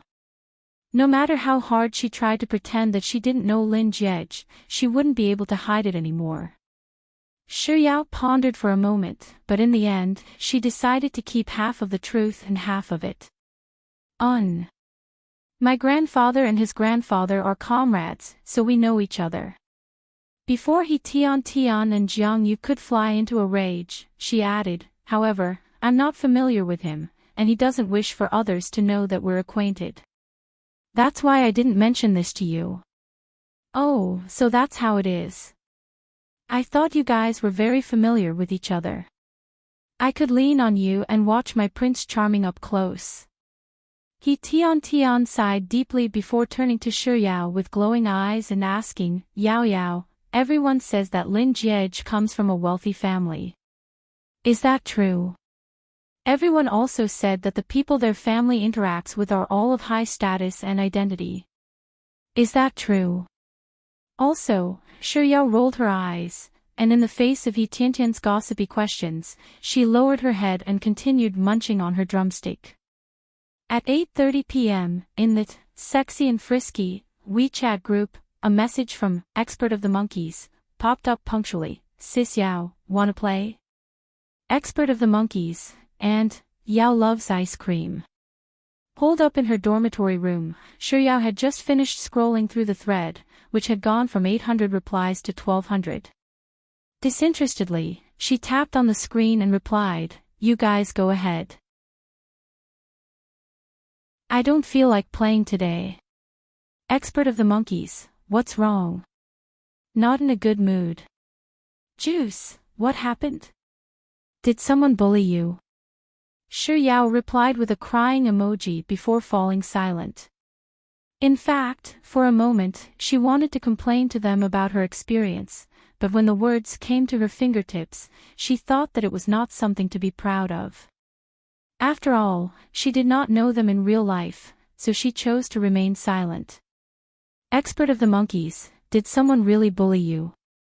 Sis Yao, tell me who he is, and I'll destroy his entire family for you. Juice, who dares to bully our Sis Yao? He must be tired of living. Faced with the endless messages from Monkey and Juice, Shi Yao chose to remain silent. Just as she was about to exit WeChat, someone in the group called her.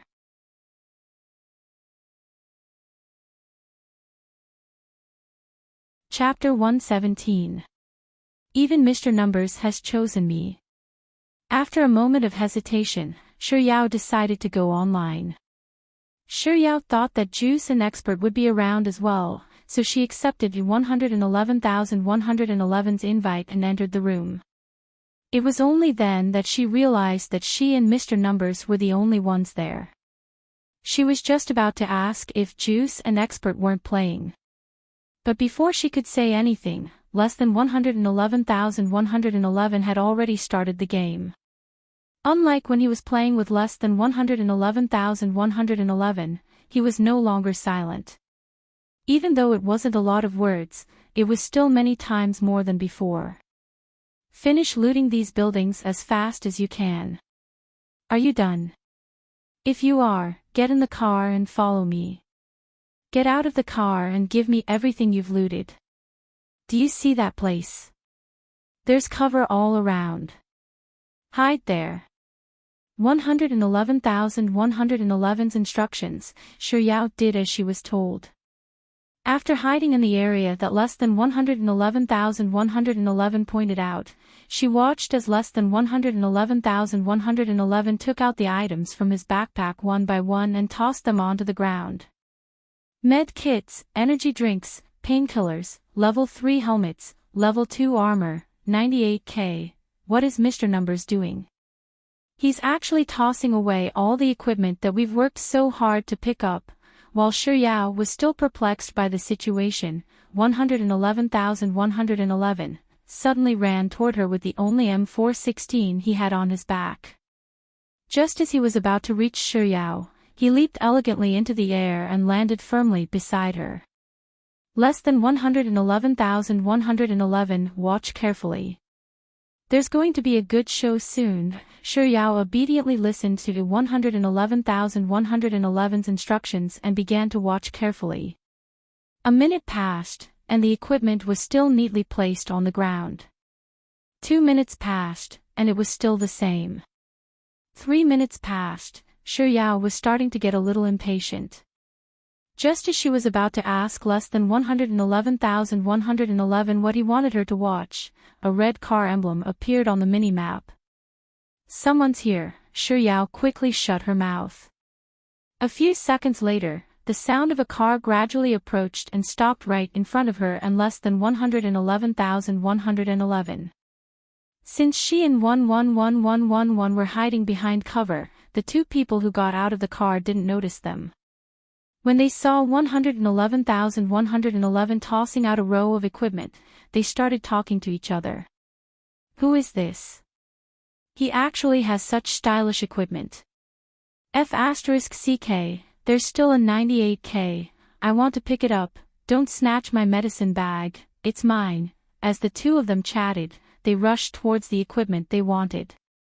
Just as they were about to bend down to pick up the equipment, 111,111, who had been cowering in front of Shiryao, suddenly stood up and fired at the duo with his M416. Following which, two lines of words appeared on his phone screen. 111111 eliminated cute auntie with M416. 111111 used M416 to eliminate, write a paper to calm down. This game could actually be played this way.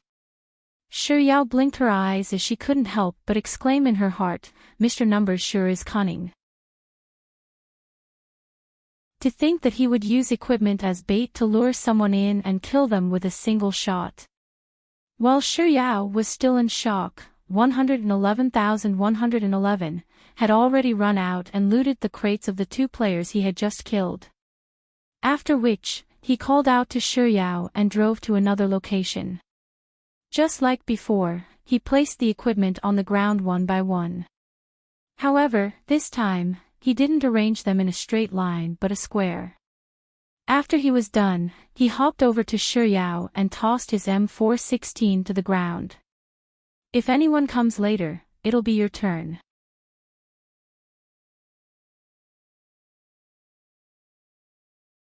Chapter 118. Shiryao, who hadn't killed anyone in her entire life, hurriedly replied, No, I can't do it, 111111, how do you know that you can't do it if you don't try? Alright then. Shiryao replied as she picked up the M416 on the ground. Then, a little unconfidently, she said. I've never shot anyone before. What if I can't hit accurately? What if I fail to kill the other party and end up getting killed instead? 111111, do you see the accessories I tossed over to you? They're all mounted on the gun. When someone comes over later, open your scope and fire at them. If you fail to kill the other party and end up getting killed instead, 111111 paused for a moment before speaking up once more. Compared to his previous lazy tone, there was a tinge of arrogance in his voice. That's impossible. That's because as long as I want someone to die, they won't be able to live. By the same logic, as long as I want my life intact, no one will be able to take it away from me, 111111, so, feel free to fire at them.